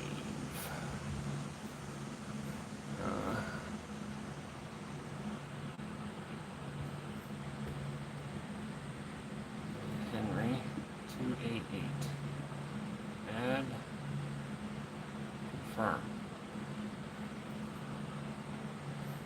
There we go. Dave, because you have been a very consistent follower in the live streams, along with Justin, depending on how you guys fluctuate in and out of the streams, I made you a moderator, Dave. Justin is one as well. So welcome to the Challenge to Build moderator family. Not that that really means anything, but when you're on the live streams, it just gives you the ability to make sure that we, keep the conversation where we want it to be. And now you have a cool little icon next to your name. So, welcome aboard.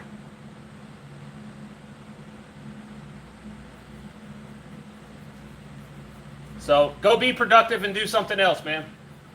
Thanks for hanging out for a while, and I'll catch you up in the next live stream or the next video. Enjoy your afternoon. Yeah, that answers most of my questions, Justin. I was just curious what you kind of did with them.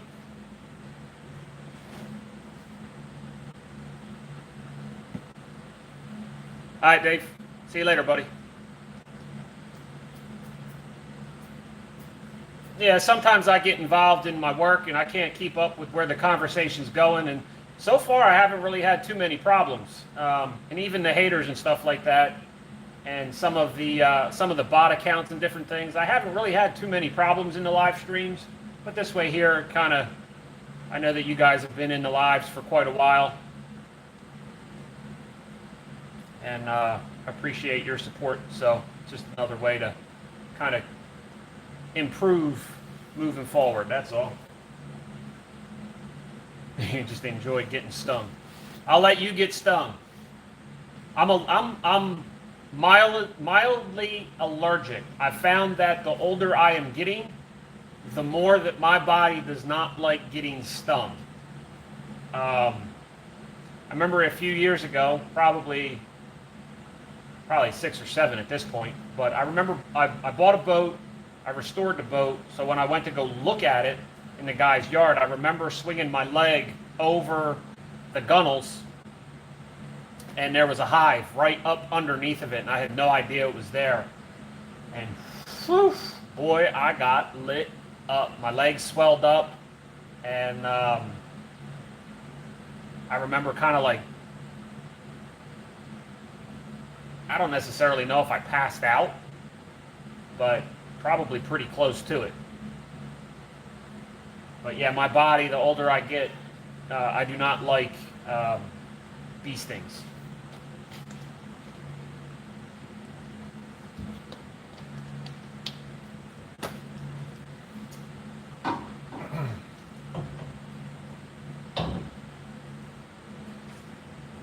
All right. Well, that takes care of that.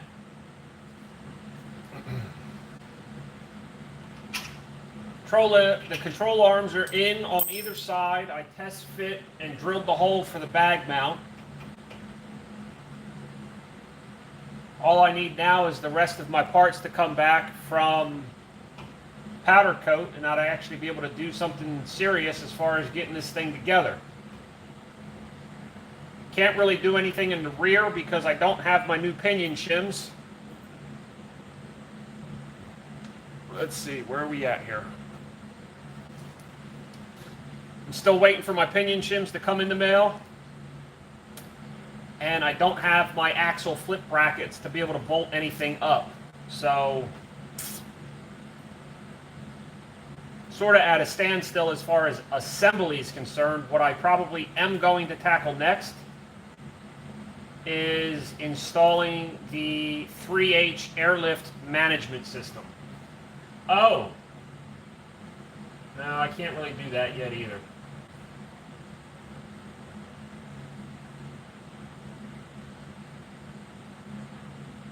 I was going to say I could maybe start messing around with installing the air sensors now that the control arm is in place, but I don't exactly know where that's supposed to be yet. So I am going to hold off on that.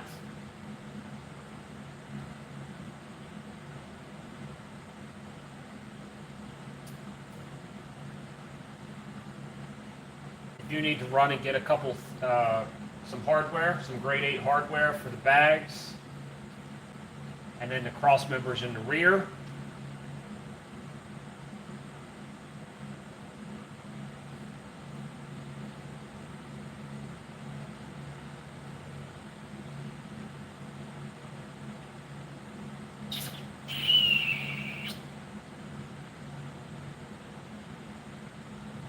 Pretty successful so far.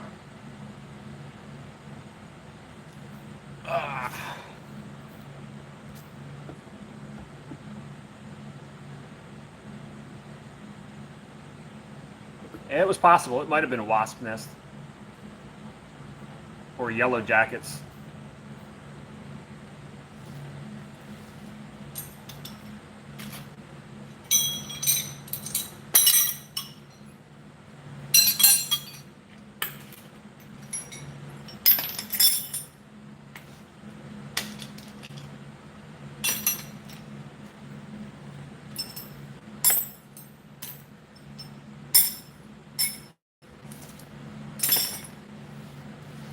All right.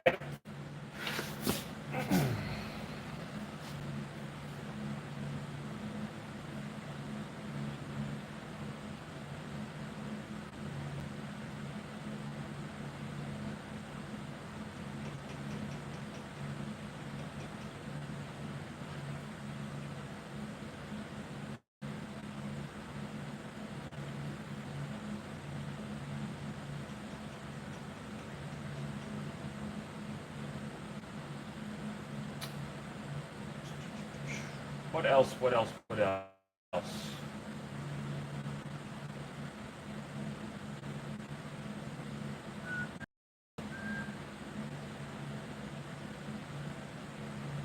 No worries, Justin. Thanks for stopping in, hanging out for a couple minutes. Actually, I think I'm going to bounce out of here myself.